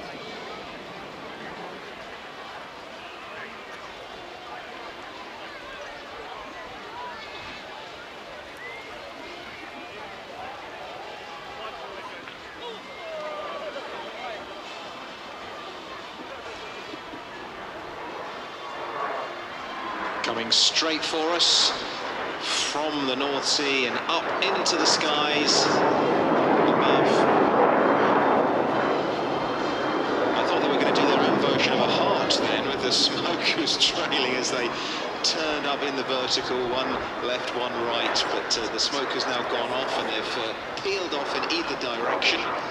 There's a passenger airline, a flight right high above us. I'm just wondering if people on board that look down. I wonder what all those people are doing, looking out on Clacton Seafront.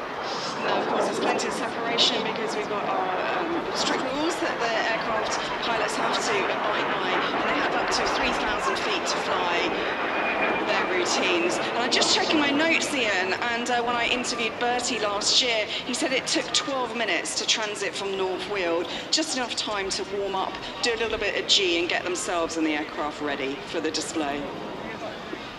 And as the Strikemasters disappear left and right, you might have heard at the roar of the Vampire. The Vampire is back.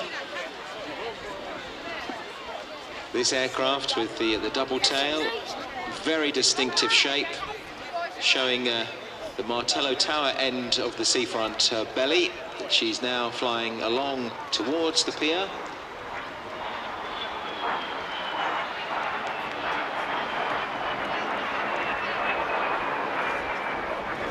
So as we said earlier, the Vampire was really a replacement after the Gloucester Meteor, served with RAF squadrons between 1953 and used as a trainer up to 1966. She served with many air forces worldwide, setting aviation firsts and records, and was the first RAF fighter to exceed a top speed over 500 miles per hour.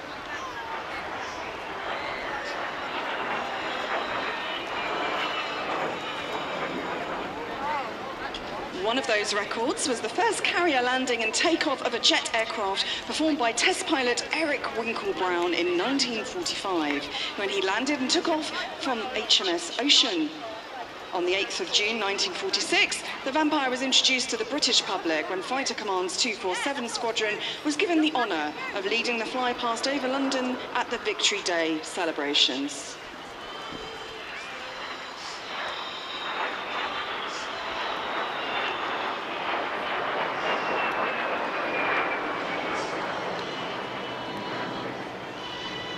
Another record on July the 14th, 1948. 6 Vampire of number 54 Squadron RAF became the first jet aircraft to fly across the Atlantic Ocean when they arrived in Goose Bay in Labrador.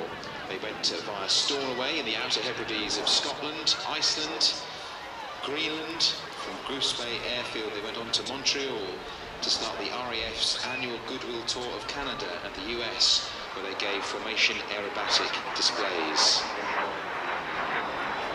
Lots of records set by these aircraft.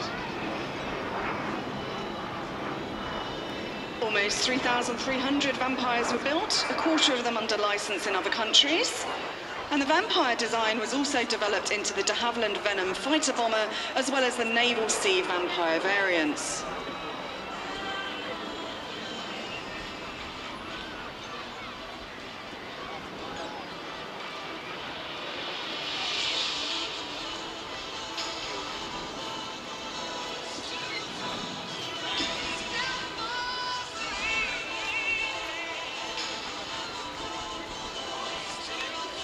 Now, given the immense power of the Vampire, with top speeds over 500 miles per hour and a powerful engine, a de Havilland Goblin 3 centrifugal turbojet that powers 3,350 pounds a foot.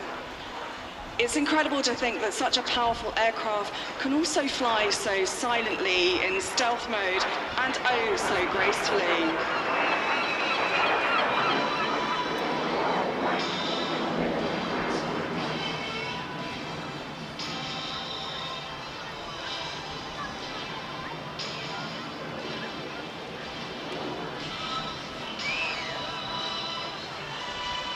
The Vampire was a mighty aircraft when fully armed with 4 20mm Hispano Mark V cannons, 8 3-inch 60-pound rockets, or 2 500-pound bombs, or 2 drop tanks.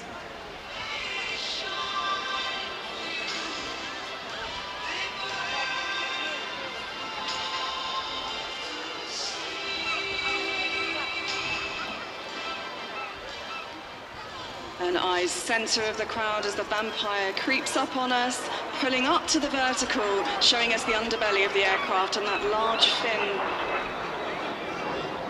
as Ken flies so gracefully above us here on Clacton seafront, twirling as he reaches the top of the climb.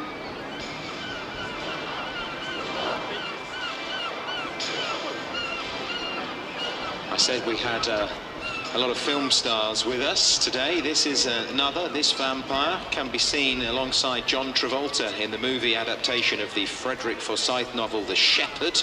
The film was made in 2023, filmed in Norfolk, and playing a starring role. You like the film, don't you? I actually watched it last week in preparation for this show, and I have to say, Ian, I was astonished by it. A lot of these modern day films use a very poor version of CGI, but this production used some real life filming with the vampire, taxiing and some flying, and they combined that with virtual production in a studio with the pilots in cockpits, using the real footage behind them on big screens. And I have to say, you felt like you were up in the clouds with the pilots, and I actually had goosebumps. It was a fantastic version of a vampire history on the screen. Yeah, now.